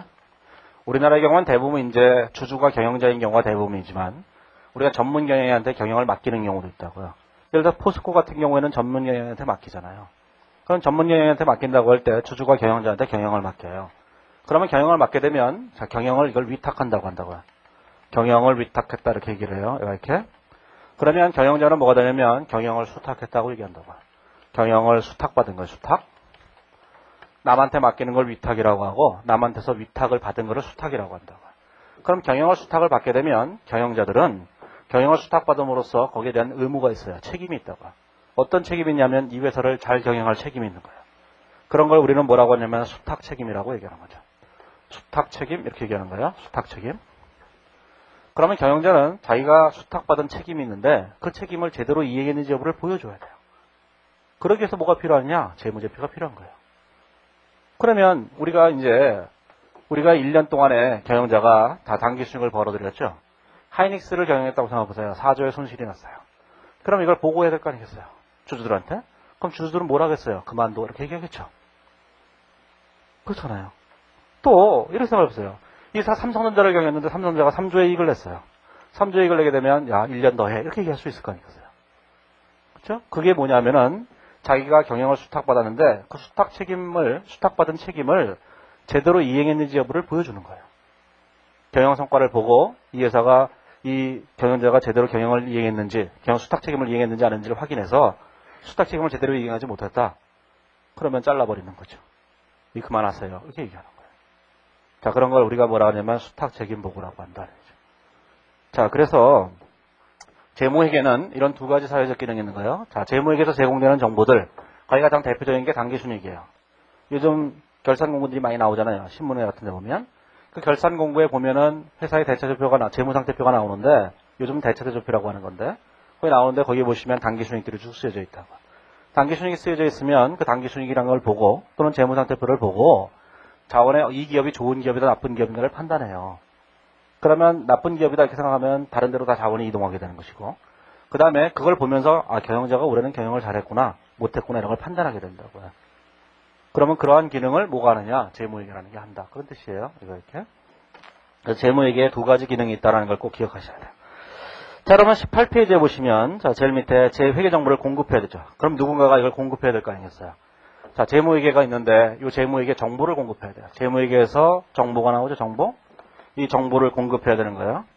이 정보를 누구에게 공급할 것인가를 이제 생각해야 될 거 아니에요. 누가 공급할 것인가? 경영자가 공급하는 거예요. 경영자가 공급하죠. 그러면 경영자는 도대체 왜 이러한 회계 정보들을 공급하는가 하는 거예요. 자, 공급하는 이유에 대해서 거기다 써놨죠. 그 밑에 동그라미 1번, 동그라미 2번, 동그라미 3번. 이런 이유로 자발적으로 공시한다는 거예요. 자, 첫 번째는 뭐냐면 우리 기업의 이념을 전파하기 위해서 공표를 하는 거예요. 자, 두 번째로는 수탁 책임을 내가 제대로 이행했다는 것을 보여주고 싶은 거예요. 내가 이렇게 이익을 많이 냈다. 이걸 보여주고 싶어요. 혹은 뭐 이익을 많이 내지 못하면은 나를 잘라주세요 하고 이제 공표하는 거죠. 그 다음에 세 번째로 경영자 시장에 신호를 보내는 거죠. 경영자 시장이라고 하는 것은 뭐냐면 경영자들에게도 시장이 있어요. 경영자들이 있으면 경영자들이 이만큼 있는데 거기 시장이 있어요. 시장에 새벽에 같이 모여요. 경영자들이. 새벽까지 새벽 인력 시장처럼 이렇게 모여요. 이게. 주총이 끝나고 나면 연말이 되면 이제 잘릴 사람 안 잘릴 사람이 딱 구분될 거 아니겠어요. 잘리는 사람들이 여기서 쭉 모여요. 예? 거의 휴레패커드의 피오리난가도 요즘 거의 인력시장에 새벽같이 나간대잖아요. 고용이 안 돼갖고. 그러면 이 경영자 시장에다가 이런 시도를 보내는 거예요. 뭐냐면 내가 A라는 회사를 경영하면서 이익을 이만큼 많이 냈다. 나를 제발 데려가다오. 이 회사 싫다. 그럼 여기서 스카웃 해가겠죠. 얘가 이렇게. 당신 연봉 얼마요? 그러면 지금 3억입니다. 그러면 아유 3억 갖고 뭐 그거 되겠어? 우리한테 오라고 30억 줄 테니까. 그러면 가지요. 가는 거예요. 그렇죠? 그게 경영자 시장한테 신호를 보내는 거예요. 나를 빨리 스카웃 해가라고. 나를 스카웃 해가지 않으면 나는 무슨 일을 저지를지 모른다. 이렇게 얘기하는 거예요. 그게 경영자 시장의 신호를 보내는 거예요. 이런 여러 가지 이유로 경영자들이 계속적으로 뭐냐면은 회계 정보를 공급하게 돼요. 근데 공급할 때, 자, 이런 생각을 하겠죠. 공급할 때 어떤 문제가 있겠어요? 경영자들은 정보를 독점하고 있는 사람들이에요. 이런 사람들이 정보를 공급할 때 어떻게 했어요? 조작을 가하죠. 아, 그냥 하겠어요. 예? 내 실적이 지금 엄청난 실적이 그거 돼갖고 잘릴 위기에 있다고요. 무슨 생각을 했겠어요? 잘리지 않기 위해서 엄청나게 이익이 났다고 속이는 거예요.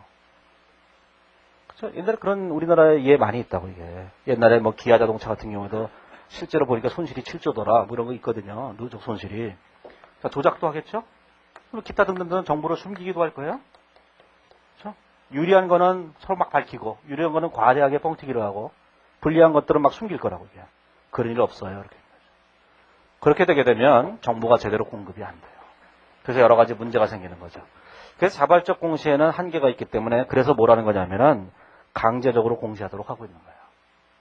그래서 이 강제적으로 공시하는데 그거에 대해서 이제 뒤쪽에 나오니까 뒤쪽에서 얘기하시면 되고 아무튼 회계 정보의 공급은 경영자들이 하는 것이다. 이 정도만 그냥 아시면 돼요. 자, 19페이지에 보시면 제2절에 재무보고와 회계기준의 제정이 있는데 자, 재무보고라는 게 있죠. 자, 재무보고라는 게 뭐냐면은 그 첫 번째 문단에 재무보고는 기업 외부의 다양한 이해관계자들의 경제적 의사결정을 위해 경영자가 기업 실체의 경제적 자원과 의무, 재무 성과 등에 관한 재무 정보를 제공하는 것을 우리가 재무보고라고 한다. 자, 그건 무슨 뜻이냐면 우리가 이제 재무회계를 하죠. 자, 재무회계에서는 뭐란가요? 외부 정보 이용자들한테 보고를 하는 거예요. 그 보고를 우리는 재무보고라고 한다. 그런 뜻이에요. 재무회계에서 정보 이용자들한테 보고를 하는데 그걸 재무보고라고 얘기하는 거예요. 이렇게. 자, 그런데 이런 재무보고는 뭘 가지고 하냐면 두 번째 문단에 보시면 파란색 글씨로 재무제표라는 게 있어요. 이 재무보고를 하게 되는 재무보고의 주된 수단이 뭐냐면은 재무제표를 가지고 하는 거예요. 재무제표. 자, 재무제표를 가지고 보고를 하게 돼요. 재무제표를 가지고. 자, 이러한 재무제표는 어떤 것들이 있느냐? 그럼 이제 그림을 보시면 되는데, 자, 그림에는 재무제표에 보면, 재무제표에 뭐가 있어요? 재무상태표, 포괄손익계산서, 자본변동표, 현금흐름표, 이렇게 네 가지가 있는 거예요. 자, 요 얘기는 나중에 2장에서 또 얘기하게 될 거예요. 아무튼 재무제표에는 뭐가 몇 가지가 있어요? 네 가지가 있는 거죠. 네 가지가. 자, 그건 좀 이따가 얘기를 하게 돼요. 뒤에 바로 뒷페이지에 나오니까. 재무상태표, 포괄손익계산서, 자본변동표, 현금흐름표, 네 가지가 있는 거예요. 자, 뒤로 넘어가 보세요. 자, 그러면 20페이지에 오면, 자, 재무제표가 있는데, 자, 재무제표라고 하는 것은 첫 번째 문단에 보시면, 재무제표는 기업실체의 외부 정보 이용자에게 기업실체에 관한 재무적 정보를 전달하는 핵심적 재무보고 수단을 우리가 재무제표라고 하는데, 이런 재무제표에는 크게 뭐가 되어 있냐면은, 특정 시점의 상태를 나타내는 재무제표와 특정 기간의 변동을 나타내는 재무제표 두 가지가 있어요. 그 밑에 보시면 동그라미 1번과 동그라미 2번이 있죠. 자, 특정 시점과 특정 기간. 자, 특정 시점의 상태. 자, 이렇게 되는 거죠. 자, 특정 시점의 상태를 나타내는 게 하나 있고, 자, 특정 기간의 변동을 나타내는 게 있다는 게, 특정 기간의 변동을 나타내는 게 있고, 딱 두 가지가 있어요. 자, 특정 시점의 상태를 나타내주는 재무제표가 뭐냐면, 재무상태표예요. 이게 재무상태표라는 거예요. 재무상태표, 거기 보시면. 그 다음에 특정 기간의 변동에 관한 재무제표가 딱 세 가지가 있는데 나머지가 다예요. 나머지가 다 뭐냐면은 자, 포괄손익계산서, 자, 자본변동표, 그 다음에 현금흐름표 이렇게 세 가지가 있어요. 이게 세 가지가 있는 거예요. 이렇게. 자, 이렇게 세 가지가 이제 재무제표인데, 이게 네 가지가 재무제표인데, 자, 특정 시점의 상태를 나타내주는 재무제표인 이 재무상태표는 반드시 뭐냐면 재무제표에 이런 문장이 써져요. 이런 날짜가 2009년 자 12월 31일 현재 이런 표현이 써져요. 이렇게 써진다고요. 그 다음에 특정 기간의 변동을 나타내주는 재무제표가 있는데 이런 재무제표는 항상 이렇게 써져요. 2009년 1월 1일부터 자 12월 31일까지 이렇게 써져요. 이렇게. 그러면 자 특정 기간의 변동을 나타내주는 이 재무제표는 1월 1일부터 12월 30일까지 1년 동안에 걸쳐서 이만큼이 바뀌었다 이런 뜻이고, 얘는 2009년 12월 31일 현재 이 금액이다 이런 뜻이에요. 요거를 우리가 뭐냐면 특정 시점의 상태를 나타낸다고 얘기하고, 요건 특정 기간의 변동을 나타낸다고 얘기한다고. 재무제표를 쓸 때 반드시 요 날짜하고 요 기간을 써줘야 돼요. 이제. 자, 그래서 그 밑에 그림을 보시면, 자, 그림에 요약이 되어 있죠. 자, 특정 시점의 상태를 나타내주는 게 재무상태표. 특정 기간의 변동을 나타내주는 것이 세 가지가 있다. 이렇게 되어 있는 거죠. 자, 그런데 이런 재무제표만으로 우리가 부족한 경우가 있어요. 재무제표만으로 모든 정보를 다 알 수가 없다고. 그래서 뭐가 필요하냐면 주석이라는 게 필요해요. 자, 주석. 자, 우리는 이제 재무상태표나 우리는 포괄손익계산서나 이런 재무제표가 4개가 만들어지면 요 4개의 재무제표를 만들고 난 다음에 그 뒤에다가 뭘 써야 되냐면 주석이라는 게 필요하다. 그런 얘기예요. 주석. 자, 주석이라는 게 뭔가를 이제 생각해 보세요. 자, 우리가 이제 많은 책을 보시다 보면 주석을 보시게 돼요. 일반 수석들을 보시면 그런 게 있는데, 거기 보시면 뭐라 되냐면 21페이지에 보시면, 거기 보면 제일 첫 번째 줄에 이런 말이 되어 있죠. 재무제표는 주석과 부속명세서 및 기타의 정보를 포함한다. 이렇게 되어 있죠.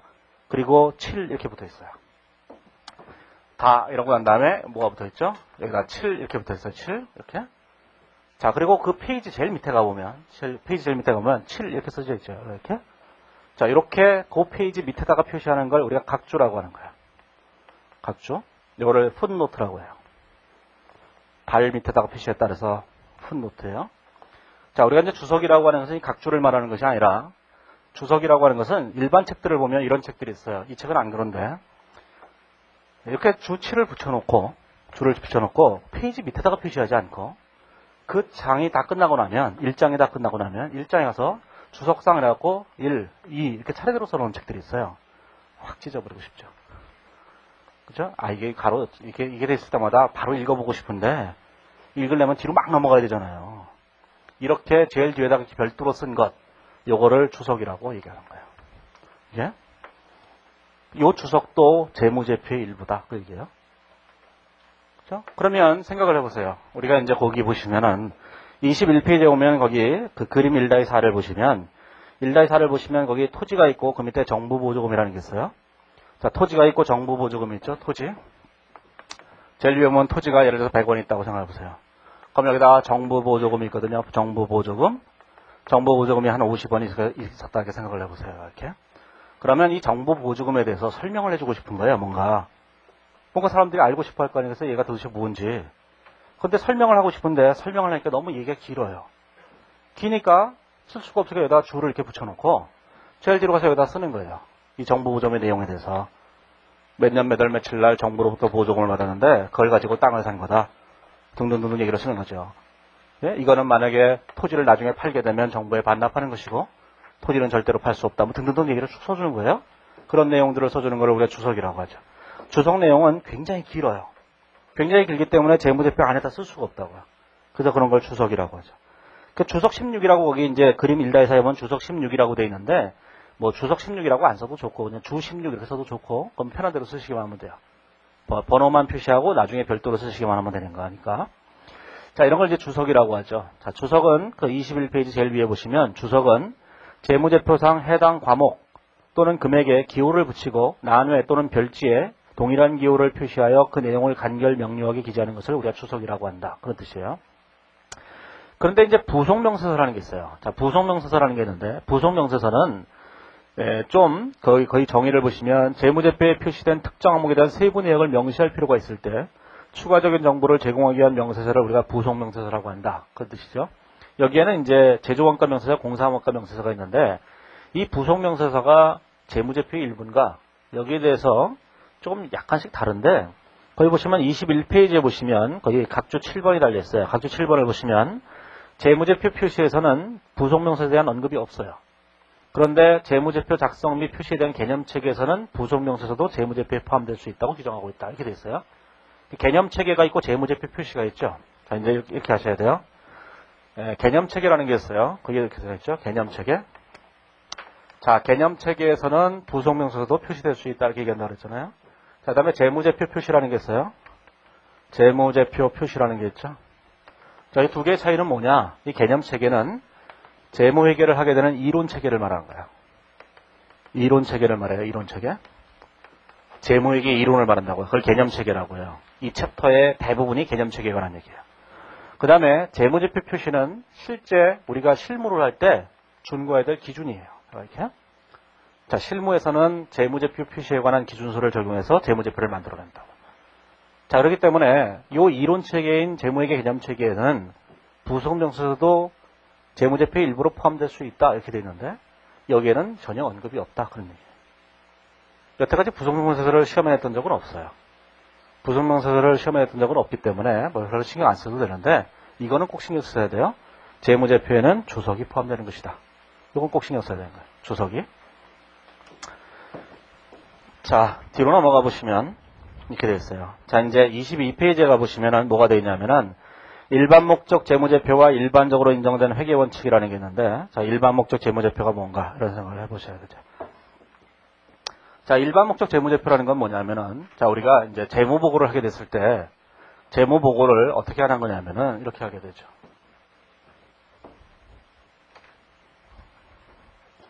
자, 이제 이렇게 되어 있어요. 자, 이제 재무회계를 해요. 자, 재무회계를 하는 게 재무회계를. 자, 재무회계에서 하는 걸 우리가 재무보고라고 한다. 이렇게 얘기했어요. 이 재무보고는 뭘 갖고 하느냐? 재무제표라는 걸 가지고 보고하는 거예요. 이게. 자, 재무제표라는 걸 가지고 보고하는 거죠. 자, 재무제표를 가지고 보고하는 걸 우리가 재무보고라고 하는 거죠. 이렇게. 재무제표는 종류가 모두 4가지가 있는 거예요. 재무상태표, 손익계산서, 그 다음에 자본변동표, 현금흐름표 4가지가 있고 주석을 포함한다. 이렇게 되어 있는 거예요. 자, 그랬는데 이 재무제표는 어떤 재무제표냐면 일반 목적 재무제표다. 그런 얘기죠. 일반 목적 재무제표. 자, 일반 목적 재무제표라고 하는 것은 목적이 없다는 뜻이에요. 한마디로 말하면. 자, 그러면 이제 일반 목적 재무제표라고 하는 것은 이 회계정보를 이용하려고 하는 사람들이 굉장히 많이 있어요. 기본적으로. 자, 누가 회계정보를 이용하려고 하느냐? 요 얘기는 이제 뒤에 나오는데. 자, 이게 기업이 있으면 기업에 관한 정보를 원하는 사람들이 많이 있다고. 누가 이 정보를 원하느냐? 일단 주주들이 원해요. 뒤에 가보면 그 이용하는 사람들이 있어요. 뭐, 또 뒤쪽을 먼저 봐서 좀 그렇지만, 뒤쪽 어디를 보시면 되냐면은, 거기 보시면 30페이지에 오면, 정보 이용자의 정보 수요라는 게 있어요. 그 30페이지에 오면, 정보 이용자의 정보 수요가 있는데, 그 정보 이용자들이 정보를 요구하는 사람들이에요. 거기에는 투자자도 있고, 종업원도 있고, 대여자도 있고, 공급자도 있고, 고객도 있고, 쭉 돼 있거든요. 자, 그러면 일단 주주가 있죠? 주주가 있어요. 자, 종업원도 있어요. 종업원. 누가 있어요? 고객도 있다고요, 고객? 자, 고객이 왜 회계 정보를 필요로 하죠? 자, 쌍용 자동차가 있어요. 쌍용 자동차가 있는데, 고객은 왜 쌍용 자동차에 대한 재무 정보가 필요해요? 쌍용 자동차가 법정 관리 들어가고 망할 것 같으니까, 그 회사의 자동차를 사면 AS가 안 될 것 같다고요. 그래서 안 사게 되는 거예요. 그렇죠? 망하는 기업은 점점 더 망해요. 그래서 회사가 망하게 되면 망하기 직전에 물건들이 안 팔려요. 건설회사 같은 경우도 요즘 구조조정한답시고 건설회사 몇 대 뭐 D등급 막 C등급 막 얘기하잖아요. 그때부터 망하게 되는 퇴출 등급으로 이렇게 몰리게 되면 고객들이 뭐라냐면 아파트 분양대금을 안 내기 시작해요. 조금 아파트 짓지도 않을 건데 언제 받을지도 모르는 거 그렇잖아요 이게. 그러니까 고객들은 그런 정보가 필요한 거예요. 그렇죠? 우리는 예를 들어서 무슨 뭐 중소 조립식으로 파는 그 컴퓨터 이런 걸 잘 안 살겠대잖아요. 물론 돈이 없으면 어쩔 수 없이 사지만 되도록이면 삼성전자 이런 거 사고 싶잖아요. LG전자 이렇게 사고 싶죠? 왜냐하면 거기는 망할 리가 없기 때문에 물론 뭐 망할 리가 없다는 표현 자체가 웃기지만 그래도 다른 회사보다 망할 가능성이 별로 적기 때문에 AS가 언제나 될 거라고 생각하기 때문에 그렇거든요. 이게. 그래서 고객들이 필요로 하는 거예요. 총업원도 회계 정보가 필요해요. 이 회사를 그만둘 것인가 빨리 결정해야 되잖아요. 지금 기아차가 나를 부르고 있어요. 그럼 내가 쌍용 자동차에서 계속 머물 것인가 기아차로 옮길 것인가 빨리 결정해야 되거든요. 의리? 그런 건 없어요. 일단 옮기고 보는 거예요. 이게. 그렇죠? 이런 거에서 정보를 필요로 하는 거죠. 주주들은 뭐예요? 빨리 주식을 팔아버려야 되잖아요. 그래서 정보를 필요로 하는 거예요. 자, 그런데 주주나 종업원이나 고객이나 이런 사람들이 원하는 정보들이 다 틀리다고요. 그러면 주주들한테 원하는 정보를 제공해주면 종업원들은 실망하게 될 거예요. 왜 우리가 필요로 하는 정보는 왜 없어? 그러면 종업원들을 위해서 정보를 제공해주게 되면 고객들이 또 실망하게 되죠. 각자가 원하는 정보들이 다 틀리다는 얘기예요. 자, 이들에 맞게끔 정보를 다 제공해주다 보면 이게 끝도 없어요. 그래서 우리는 재무제표를 만들 때 어떻게 만드냐면은 이 모든 정보 이용자들이 공통적으로 필요로 한다고 생각되는 정보들이 있다고요. 그런 것들만 모아서 하나의 재무제표를 만들어요. 그 재무제표를 우리는 뭐라고 하냐면 일반 목적 재무제표라고 얘기하는 거예요. 예? 자, 일반 목적 재무제표라고 하는 것은 정보 이용자들의 정보 수요가 다양하니까 그 정보 수요가 공통적으로 요구한다고 생각하는 것들만 모아서 별도의 재무제표를 만든다. 그걸 우리가 일반 목적 재무제표라고 한다. 그런 뜻이에요. 따라서 일반 목적 재무제표란 어떠한 목적도 없다 이렇게 얘기할 수 있어요. 그러면 이 재무제표만 보면 누구나 와서 자기한테 필요한 정보를 이렇게 가져갈 수 있는 거예요. 그런 걸 우리가 일반 목적 재무제표라고 하는 거죠. 여기에 대칭적인 개념이 뭐냐면 특수목적 재무제표. 거기 각주에 있어요. 특수목적 재무제표요. 자, 특수목적 재무제표란 이렇게 되는 거죠. 주주들이 우리들을 위해서 재무제표를 만들어 달라고 요구를 하는 거예요. 그러면 이들이 필요로 하는 정보는 다 필요 없어요. 왜냐하면 주주들한테 약속을 받았잖아요. 주주들한테 이런 명령을 받았잖아요. 우리한테 필요한 재무정보만 만들어 달라. 그러니까 이들이 필요한 재무정보는 필요 없는 거예요. 그래서 이 재무제표를 이 주주들을 위해서만 만들어요. 이런 걸 우리가 특수목적 재무제표라고 한다. 자, 우리가 이제 일반적으로 그 회계사들이 하는 일 중에 대부분이 뭐냐면 재무제표를 만드는 일인데 외부 감사를 하는 건데 그중에 가장 대표적인 것이 일반 목적 재무제표만 만드는 거예요. 하시다 보면 회계사가 되시면은 나중에 하시다 보면 특수목적 재무제표도 만드시게 될 거예요. 이런 것들은 이제 우리가 용역이라고 하는 거죠. 특별하게 용역을 맡아갖고 별도로 만든 거예요. 그 법에 따라서 강제된 게 아니라 우리가 이제 별도의 프로젝트를 따서 하는 걸 우리가 특수목적 재무제표라고 한다. 우리는 이걸 다루는 게 아니다. 우리가 하는 거는 지금 일반 목적 재무제표를 얘기하고자 하는 거예요. 자, 그래서 거기 파란색 글씨로 자 처음에는 다 읽어보시고 22페이지에 오면은 가로 1번의 일반 목적 재무제표에 보시면 파란색 글씨로 되어 있죠. 모든 외부 이용자들이 공통적으로 요구하는 정보를 제공한다. 그런 점에서 일반 목적 재무제표다. 이렇게 되어 있는 거예요. 자, 그런데 일반 목적 재무제표를 만들긴 만드는데 만들 때 경영자들이 만들 거 아니겠어요? 이걸 경영자들이 만들 때 경영자들이 어떻게 만들어요? 자기 마음대로 만든다고. 그러면 아주 슬픈 일이 생기잖아요. 유리한 거는 공표하고 불리한 건 다 숨기고. 그래서 뭘 하게 되냐면 이 재무제표를 만들게 되는 그 원칙이 필요해요. 준거 기준이 필요하다고. 기준이. 이 준거 기준을 우리가 뭐라고 하냐면 일반적으로 인정되는 회계 원칙이라고 얘기하는 거야. 네, 오른쪽에 있는 그림을 보시면 돼요. 23페이지에 보시면 자, 그림 1-5를 보시면 일반 목적 재무제표는 모든 이해관계자들이 그 정보를 이용하는데 일반 목적 재무제표를 만드는데 기준이 되는 게 있어야 된다는 거예요. 그 기준을 뭐라고 하냐면은 일반적으로 인정된 회계 원칙이라고 얘기하는 거예요. 이런 걸 우리는 영어로 갭이라고 얘기해요. 이렇게. 우리는 이제 갭이라는 말을 쓰면 다 이해를 해요. 그러면 내일 학교 가서 친구를 만나서 야, 너 갭이 뭔지 아니? 그러면 그 친구가 갭을 느껴요. 이거 뭐야? 그 갭과 그 갭의 차이예요? 여기서 또 그게 무슨 소리야? 이게. 갭. 이게 차이예요, 이게. 네? 그래서 이 바닥에서는 갭 그러면 다 알아들어요. 못 알아들으면 회계를 모르는 사람들이에요. 회계를 아는 사람들은 갭 그러면 다 알아듣는다. 갭이란 일반적으로 인정된 회계 원칙. 일반적으로 인정된 회계 원칙이란 누구나 사용하는 준거 기준과 똑같은 거예요. 우리나라에서는 지금 뭐예요? 국제회계 기준이에요. 2010년부터 우리가 이제 시험 공부할 때 그거 하는 거니까. 그래서 우리나라에서는 이 갭이 KIFRS라는 거예요. 이거 맞나? 가만히 있어봐. 이게 뭐 이렇게 복잡해? K자 왜 붙였는지 모르겠어요. 한국말로 돼 있다 그런 뜻이에요? 아니 IFRS라고 하는 것을 번역을 했으니까 앞에다 K자를 왜 붙였겠어요? 한국 거다 이런 뜻이에요. 한국말로 번역했다는 뜻인데 왜 영어를 붙여놨는지 모르겠어요. 그거는 이제 외국인들이 모를까 봐죠. 그렇죠? 그래서 이 국제회계 기준이 만들어진 거예요. 이 국제회계 기준이 이제 갭이다는 게 우리나라에서 지금 당장은 아니고 내년, 내후년 이게 의무화되는 거예요, 전부 다. 그래서 이제 국제회계 기준이 있는데 이게 갭이에요. 우리나라에서는 지금. 그런데 이 기준을 만들 때 사람들이 로비를 해요. 로비를 한다고, 로비를. 자, 이걸 기준을 누군가가 만들 거 아니겠어요? 누가 만들겠어요? 국제기준위원회가 국제기준을 만들어요. 그 세계는 이 세상은 크게 두 가지로 갈려 있어요. 딱 두 개로 갈려 있어요. 이 세상은 딱 두 개로 갈려 있어요. 유럽과 미국에게 두 가지로 갈려 있어요.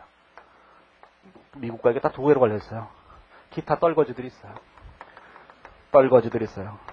여기서 이제 그게 누구야? 후진타오 이런 애들이 자꾸 이제 떠드는데 후진타오 이런 애들 자꾸 떠들잖아요. 그게 또 누구예요? 일본의 그 걔는 누구예요? 걔도 떠들고 자꾸 떠들잖아요. 예? 우리나라에서는 왜 가서 떠들어도 듣지도 않고 이 둘이 떠들어야 그나마 들어주거든요. 우리나라도 가서 자꾸 얘기는 하는데 듣지는 않죠, 사람들이. 자, 그런데 뭐 이거 그렇다 치고 이 둘이 이제 세계적인 표준을 갖고 싸우고 있는 거예요. 이 미국에서 만든 걸 미국 기준이라고 하는 거예요. 여기서 만든 걸 국제회계 기준이라고 하는 거예요. 그러니까 유럽에서 기준을 만들 때 누가 중심이 되냐? 영국이 중심이 되냐? 영국에 본사가 있어요. 영국에. 그 영국에서 국제회계 기준을 만들어요. 영국 기준의 영국 법의 기본적인 취지가 뭐냐면은 다 불문법이에요. 영국은 이런 거잖아요. 살인자는 나쁘다. 이것만 정해 놓은 거예요. 살인은 죄다. 그럼 형량이 어떻게 되냐? 그건 니들 알아서 해라. 그거거든요. 미국은 자, 얘는 3년, 얘는 5년, 얘는 7년 이런 거예요. 그게 미국 기준의 특징이에요. 미국 기준은 그래서 자세해요. 이건 이렇게 되고, 이건 이렇게 되고, 이건 이렇게 되고, 이렇게 되고, 이렇게 되고, 이렇게 써있다고. 국제 기준은 이렇게 한다. 구체적으로 어떻게 할 거냐? 알아서 해라. 이렇게 되는 거예요. 그래서 국제 기준이 어려운 거예요. 그래서 국제 기준은 전문가의 판단을 더 중시해요. 전문가의 판단을 더 중시하기 때문에 나중에 실무에서 하실 때는 회계사들이 자기 하고 싶은 대로 하면 돼요. 하고 싶은 대로 했는데 금감원 마음에 안 든다 그러면 어떻게 되느냐? 혼나는 거죠. 너 왜 마음대로 했어? 국제기준은 마음대로 하는 거 아니에요? 그래서 그건 네 생각이고 우리 마음대로 했었어야지 왜 네 마음대로 했어? 이러고 걸리는 거죠. 걸면 다 걸리는 옛날에 그 걸리버 같은 휴대폰 같은 거예요. 걸리버를 아시나요? 참 이게 오래된 얘기인데. 자, 잘 이해가 안 되시는 분들은 인터넷에 찾아보세요. 다 나와요. 정부의 보고 아니에요. 미네르바도 될 수 있어요. 어제 그저께 미네르바가 나와서 얘기하잖아요. 누구나 쓸 수 있는 글이라고. 자, 그래서 이 표준 경쟁에서 미국이 진 거예요. 표준 경쟁에서. 그래서 전부 다 우리나라가 이제 유럽 기준을 사용하기로 한 건데 우리나라에서는 2001년인가 이때부터 국제회계 기준을 번역을 해서 그걸 100% 반영하지 않고 여기다가 미국 기준을 좀 섞어서 이걸 좀 짬뽕을 해서 적절하게 해서 우리 생각도 좀 집어넣고 이래서 기준을 만든 다음에 요걸 가지고 국제 기준을 도입한 것이더라고 얘기하려고 그랬어요. 그리고 한 5, 6년이 지난 거예요. 5, 6년이 지나서 2001년에 처음 우리나라 기준이 나왔거든요. 얘가 이렇게. 5, 6년이 지난 후에 딱 보니까 2006년인가 2006년쯤에 국제회계 기준에서 이렇게 얘기한 거예요. 한국 회계 기준은 국제회계 기준이 아니다. 이렇게 얘기한 거예요. 우리는 여태까지 5년 동안 우리는 국제 기준을 충실하게 반영하고 있다고 생각하고 있었는데 갑자기 거기서 통지문이 하나 날라온 거죠. 한국은 국제 기준을 지키지 않는 국가다. 이런 거예요. 제가 그때 얘기했거든요. 그래서 국제회계기준위원회에 갈 때 영문본을 갖고 갔어야지. 왜 한글본을 갖고 가고? 근데 이해를 못 하잖아요. 한글 들고 가니까. 그래서 금융감독위원회에서 금감위에서 갑자기 큰일이 난 거예요. 난리가 난 거예요. 그래서 기준 막 개정하다가 다 무효. 자, 그러면 국제기준을 그냥 번역한다. 그리고 작년 1년 동안 열심히 번역한 거예요. 2007년도 1년 동안에 걸쳐서. 그래서 2007년 12월 31일 날 발표를 했는데 시간이 없어서 본문만 발표했어요. 실무지침을 발표를 못했다고요. 번역할 시간이 없어서. 그리고 난 다음에 1년 지난 후에 1년 동안 우리 열심히 해서 실무지침을 반영하겠다. 그래서 2008년 12월 31일 날 실무적용지침을 공표한 거예요. 여기까지 한 거예요. 여기까지? 요 사이에 기준은 국제기준은 또 바뀌었죠. 그래서 또 개정했죠. 바뀐 것도 또 개정하고. 작년 말 거하고 이거하고 좀 틀려요. 바뀐 부분이 또 있기 때문에. 자, 그건 뭐 다 좋아요. 근데 그래서 이렇게 바뀐 거죠.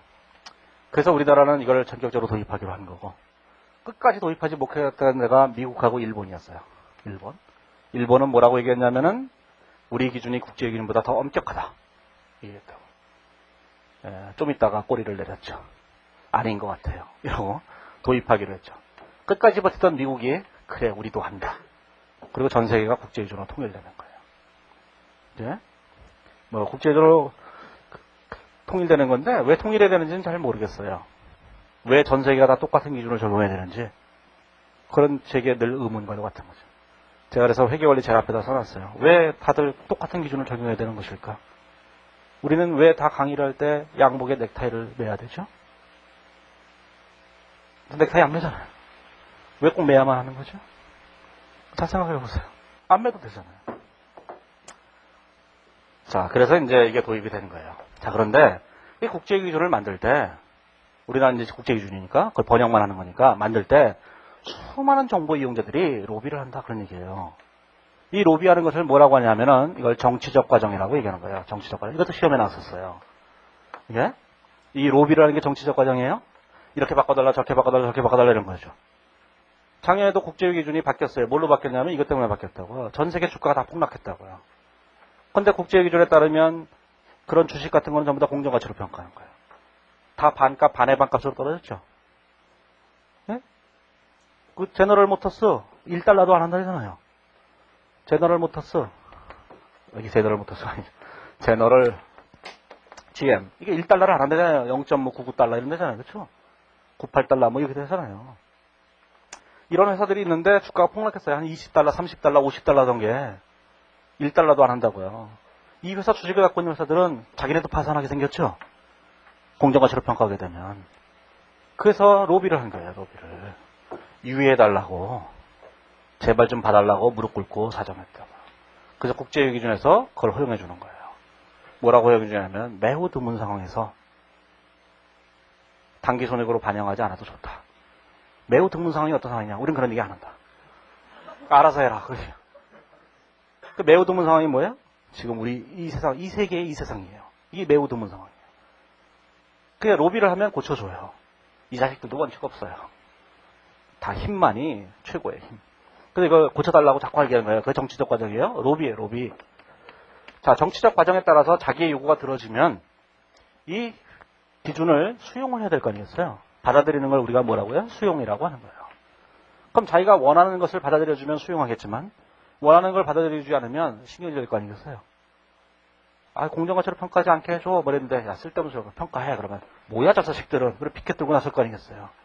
그래서 이 정치적 과정에 따라서 자신의 요구가 많이 들어주면은, 점점 더 정보 이용자들이 수용을 좀 더 많이 할 거다. 그런 뜻이에요. 이게 거기 그림이 그거예요. 그 정치적 과정이라고 하는 것은 모든 이해관계자들이 일반적으로 인정된 회계 원칙을 만드는데 영향력을 행사하는 것이고, 그 영향력을 행사하게 되면은 뭐가 되는 거냐면은 수용을 하게 된다. 그런 뜻이에요. 그래서 그 그림 1-5에 보시면 이런 말이 쓰여졌죠. 1-5 바로 위에 보시면, 그 1-5 바로 위에 문단에 보시면, 그러나 정치적 과정이 일반적으로 인정된 회계 원칙의 제정에 항상 부정적인 영향만을 미치는 것은 아니다.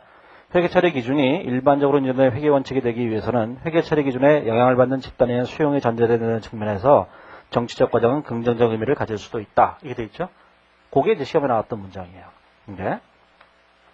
그러니까 정치적 과정은 여기에 영향력을 미치는 것이고, 그 다음에 영향력을 미치는데 그 영향력을 미친다고 하는 사실은 수용하는 데 도움이 된다. 그런 뜻이에요. 그걸 읽어보시기만 하면 돼요.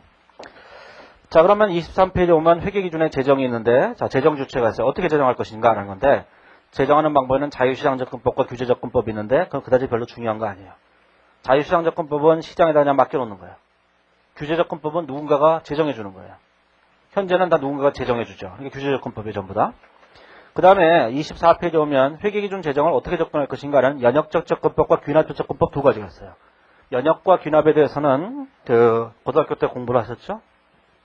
연역과 귀납에 대해서 연역, 귀납 이렇게 되죠. 자, 연역법이라고 하는 것은 뭐냐면은 이런 걸 말한 거예요. 어떤 원칙을 먼저 정해놓고 이 원칙에 대해서 수미일관된 체계 하에서 기준을 만드는 거예요. 그 다음에 귀납이라고 하는 것은 실무를 조사를 해요. 경험론이니까 실무를 조사를 해서 실무에서 공통된 사항들을 이렇게 뽑아내는 거예요. 자, 우리나라 기준은 국제의 기준은 여기에 따르고 있는 거예요. 그래서 국제의 기준은 재무의 개념 체계를 먼저 만들어 놓고 거기와 일관된 체계를 갖는 기준을 만드는 데 기본적인 목표가 있어요. 예? 그래서 연역 체계를 갖고 있는 연역 체계를. 예? 연역 체계를 생각하셔야 돼요.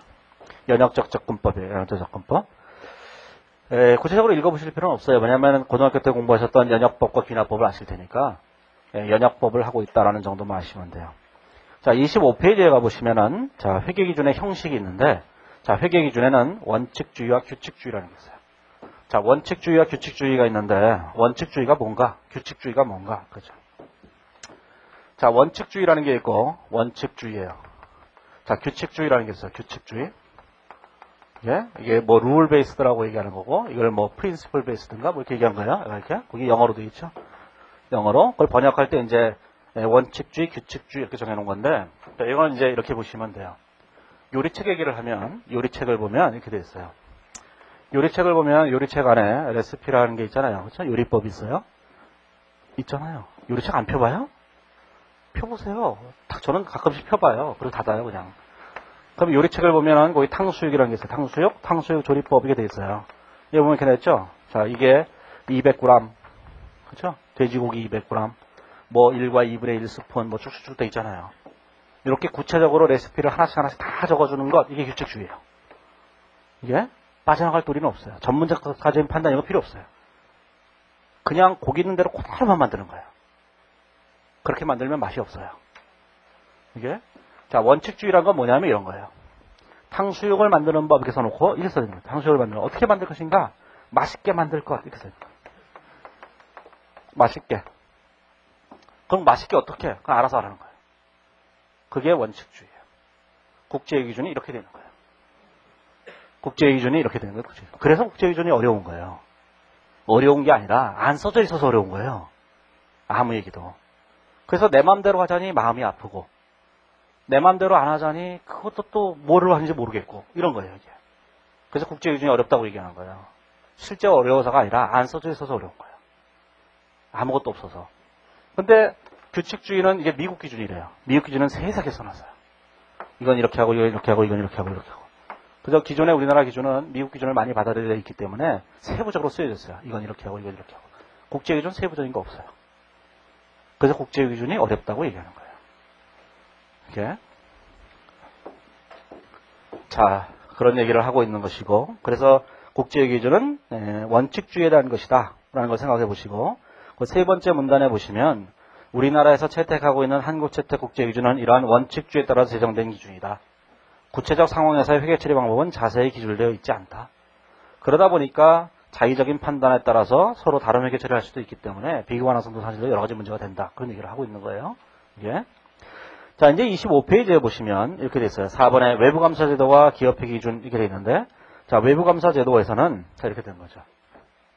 자, 이제 경영자가 일반적으로 인정된 회계 원칙에 따라서 뭘 만들었냐면 재무제표를 만들었어요. 그렇죠? 만들었으면 진짜로 일반적으로 인정된 회계 원칙에 따라서 재무제표를 만드는지를 확인해야 될 거 아니겠어요. 그렇죠? 그거 이제 그 뒤에 그림에 있는 거예요. 그림.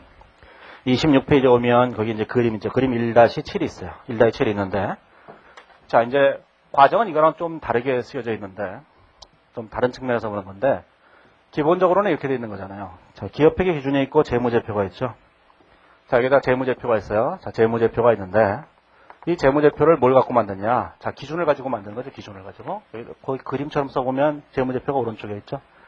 그 그림을 보시면, 자, 재무제표가 있는데, 이제 여기다가 이제 기준이 있죠. 기준. 자, 이 기준에 따라서 재무제표를 만드는 거예요. 이 재무제표가 이제 일반적으로 인정된 회계원칙이에요. 말하자면 갭이라고 갭. 그러면 경영자들이 일반적으로 인정된 회계원칙에 따라서 재무제표를 만들었는데 진짜 만들었는지는 모르잖아요. 믿을 수가 없잖아요. 그냥 경영자가 믿어줘 이렇게 얘기하지만 대부분 나중에 알고 보면 다 사기였잖아요. 그래서 뭘 해야 되는 거냐면은 진짜로 이것이 기업회계 기준대로 만들어졌는지 여부를 확인을 해야 돼요. 이 확인하는 제도를 뭐라고 하냐면 외부감사제도라고 얘기한다고. 외부감사제도라고 얘기하는 거예요. 이렇게. 이 외부감사제도가 있는데 이 외부감사제도를 따라서 외부감사라는 거죠. 외부감사를 누가 하느냐? 회계사들이 해요. 이 회계사들이 하는 일을 이제 외부감사라고 하는 거예요. 이렇게. 자, 회계사들은 외부감사를 하면서 뭘 하게 되는 거냐면은 이 재무제표가 기업회계 기준에 따라서 만들어졌는지 여부를 확인해야 돼요. 확인해서 4가지 의견을 발표를 해요. 4가지 의견을. 그 4가지 의견을 뭐라고 발표하냐면은 이렇게 발표하죠. 25페이지에 오면은 거기 그 세 번째 밑에서 두 번째 문단을 보시면 마지막 두 줄에 걸쳐 이렇게 쓰여졌죠. 일반적으로 인정된 회계 원칙에 따라 작성되었는지 여부에 따라서 적정 의견, 한정 의견, 부적정 의견, 의견 거절 4가지를 표시한다. 이렇게 되어 있어요. 자, 적정 의견, 자, 한정 의견, 자, 부적정 의견, 그 다음에 의견 거절 이렇게 4가지를 표시한다. 그런 얘기예요. 자, 적정 의견은 기업회계 기준에 따라 작성되어 있다. 이렇게 얘기하는 거예요. 한정 의견은 뭐라고 되어 있는 거냐면은 표현은 이렇게 되어 있어요. 뭐라고 되어 있냐면 얘는 적정 의견은 적정하게 표시하고 있습니다. 이렇게 되어 있고 얘는 무엇을 제외하고는 적정하게 표시되어 있습니다. 이렇게 되어 있어요. 그래서 많은 사람들이 한정 의견을 잘못 읽어서 이걸 적정 의견인 줄 알아요. 적정 의견인데 앞에 뭐가 이렇게 단서가 달려 있어요. 그게 한정 의견이라고 하는 거예요. 얘는 못 믿겠다 이런 뜻이에요. 부적정 의견은 뭐냐면은 전반적으로 못 믿겠다 그런 뜻이에요. 전반적으로 아이고 얘기하기 싫은 거예요. 이게. 여기는 얘기할 게 한두 가지밖에 안 되는데 한두 가지만 얘기했는데 일일이 예를 들려니까 짜증이 나는 거예요. 그게 부적정이에요. 의견 거절은 뭐냐면은 얘기하기 싫어요. 내가 왜 감사하러 왔는지 그걸 이해를 못해요. 이런 회사는 빨리 없어져야 돼요. 그게 의견 거절이에요. 감사 계약을 한 자체를 후회하는 거예요. 그게 의견 거절이에요. 부적정 의견부터는 상장법인들은 상장 폐지가 돼요. 예? 곧 정리를 해야 돼요. 우리의 주식은 휴지 조각이 되고 찢어버리면 되죠. 한정 의견 중에서도 종류에 따라 좀 다른데 한정 의견 중에서 좀 다른 어떤 것들은 상장 폐지가 되고 어떤 것들은 안 되고 막 이래요. 그렇죠? 자, 요즘 이제 재무제표 공시에 보면 제일 밑에 그렇게 쓰여있어요. 이 회사의 재무제표는 뭐 중요성의 관점에서 볼 때 기업회계 기준에 따라서 뭐 적정하게 표시하고 있습니다. 뭐 아닙니다. 뭐 이렇게 쓰여져 있어요. 또 보시면 돼요. 예? 회계사 공부하시거나 뭐 세무사 공부하시거나 재무회계를 공부하시니까 요즘 신문 나오면 신문을 보세요. 그리고 결산 공고가 나오니까 그걸 보시면 야 이게 내가 하는 게 이런 거구나 이런 걸 아실 수 있어요. 이게 그냥 신문 보면서 뭐야 이 자식들은 광고가 왜 이렇게 많아 이렇게 넘기지 말고. 자, 그래서 이제 외부감사에 따라서 이걸 만들죠. 자, 그러면 이 외부감사 제도라는 것은 뭐 때문에 하는 거냐면 외관법으로 하는 거예요. 외관법이라고 하는 거예요. 주식회사 외부감사에 관한 법률이 있어요. 자, 그 법적 근거가 어디에 있냐면 주식회사 외부감사에 관한 법률이에요. 그걸 우리가 외관법이라고 하는데 26페이지에 보시면 주식회사 외부감사에 관한 법률에 따라서 외부감사를 해요. 근데 어떤 회사를 외부감사를 하느냐? 거기 25페이지에 보면 제일 마지막 문단에 보면 각주가 달려 있는데 현재는 직전 4년도에 현재 자산 총계 100억 이상 이렇게 됐는데, 이거 개정됐는지 모르겠어요. 개정될 거라고 생각하고 그냥 써놓은 건데, 외부 감사를 받는 것이 이제 작년까지만 해도 70억 이상이었어요. 70억 이상. 이게 됐었는데, 요거 이제 이번 정부 들어서면서 이걸 100억으로 바꾼다고 이렇게 얘기했거든요. 그래서 이제 회계사 공부하는 많은 수험생들이 그런 얘기 했거든요. 아니, 회계사 시장이 좁아지는 거 아니야? 이러면서 막 걱정했거든요. 그런 건 회계사가 걱정하는 거예요. 수험생은 걱정할 자격이 없어요. 뭐 자기들 시장도 아니면서 왜 그런 걱정을 해요? 예? 그러니까 아무튼 100억으로 이제 바뀌려고 그러는데 바뀌었는지는 모르겠어요. 예? 확인 안 해봤어요. 이런 거는 뭐 우리 재무회계에서는 별로 중요한 게 아니니까. 아무튼 간에 외부 감사를 받는 회사들이 있다는 얘기예요. 다 하는 건 아니고 일정 규모 이상이 돼야 되죠. 그러면 이제 26페이지에 가보시면 자 그림 1-7이 있는데 주식회사 외부 감사에 관한 법률을 보면은 거기 보면 기준을 누가 만들 것인가를 정해놨어요. 거기서 누가 만드냐? 금융위원회에서 만드는 거예요. 금융위원회에서 만드는 거예요. 누가 만드냐? 이 기준을 금융위원회에서 만들기로 했다. 금융위원회. 금융위원회라는 게 사람이 없거든요, 별로. 그래서 이걸 누구한테 작성하도록 했냐면은, 만들라고 했냐면, 한국회계기준원에서 작성하도록 했어요. 한국회계기준원에서 작성하도록 한 거죠. 한국회계기준원에서 작성하도록 한 거예요. 그 기준에서는 실무를 담당하고, 금융위원회에서는 이제 재정 권한이 있는 거예요.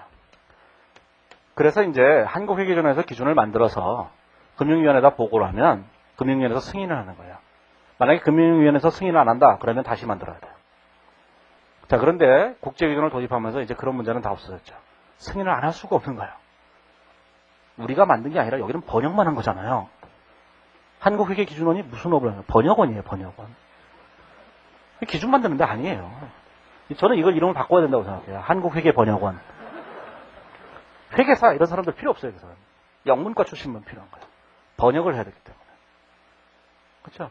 솔직히 생각해 보세요. 국제기준을 번역해서 우리나라 기준으로 사용한다는데 여기서 하는 일이 뭐가 있겠어요? 번역 외에. 그렇죠? 저는 한국회계기준원이 있어야 될 필요가 없다고 생각해요. 번역만 하는데. 예? 우리가 무슨 뭐 노벨 문학상 타기에서 문학 번역하나요? 그런 것도 아닌데. 자, 그래서 이렇게 된다는 생각을 하시기만 하면 돼요. 그래서 기준원에서 만드는데 기준원에서 금융위원회에다가 보고를 하고 금융위원회에서 승인을 해준다. 근데 국제기준을 도입하면서 이제 승인을 거부할 수 없죠. 여기서 번역해서 딱 올렸는데 여기서 뭐야 승인 안 해 이러버리면 뭐가 되는 거예요? 찍히는 거죠. 런던에서 전화가 오는 거예요. 너 또 거부했다며? 아니에요. 그런 뜻 아니에요. 이게 외관법이라는 게 사실 큰 의미가 없어요. 이제는 국제기준을 번역만 하면 그대로 사용하면 되는 거니까 법적 규정을 만들어 놓기 위해서 그냥 이렇게 있다는 정도만 아시면 되죠. 이 세부적인 내용은 나중에 어디서 공부하는 거냐면 회계사 공부하시는 분들은 회계감사에서 공부하시는 거예요. 이제 회계감사 쪽에서. 자, 그러면 이제 27페이지에 오시면 자, 한국회계기준원이 거의 돼 있죠. 기준원이 있는데 역사를 좀 써놨어요. 뭐라고 좀 간단하게 썼어요. 길게 쓰는 게 별 의미도 없고 시험에 나오지도 않아요. 이런 거 안 나오잖아요. 한국회계기준원이 어디 있나? 서울역 대우빌딩 옆에 있어요. 연세 세브란스 뭐야 그 빌딩 하나 있어요. 그 빌딩 몇 층에 있어요. 그죠? 그런 시험에 안 나와요. 글로 가는 가장 빠른 길은 뭔가 이런 거 안 나와요. 한번 그냥 쭉 읽어보세요. 별 얘기도 없고 한번 쭉 읽어보시기만 하면 돼요. 이 바닥이 뭐다 이런 정도 얘기를 하고 있는 거니까. 자, 이제 28페이지에 보시면 여태까지 이제 기본적인 거에 대한 얘기를 했고 28페이지에 있는 이제 3절부터가 아주 이제 본격적으로 이제 시험에 나오는 거가 되는 거예요. 예? 앞에서는 이제 기본적인 개념적인 얘기도 몇 가지 한 거고, 재무회계, 재무제표 작성과 표시를 위한 개념 체계는 재무회계에 대한 이론적인 틀이에요. 여기서부터는 시험에 굉장히 자주 나오기 때문에 여기부터 이제 열심히 하셔야 되는 거죠. 예? 자, 오늘이 아니라 잠시 쉬었다가 거기는 1번 목적부터 얘기를 하죠. 잠시 쉬었다가.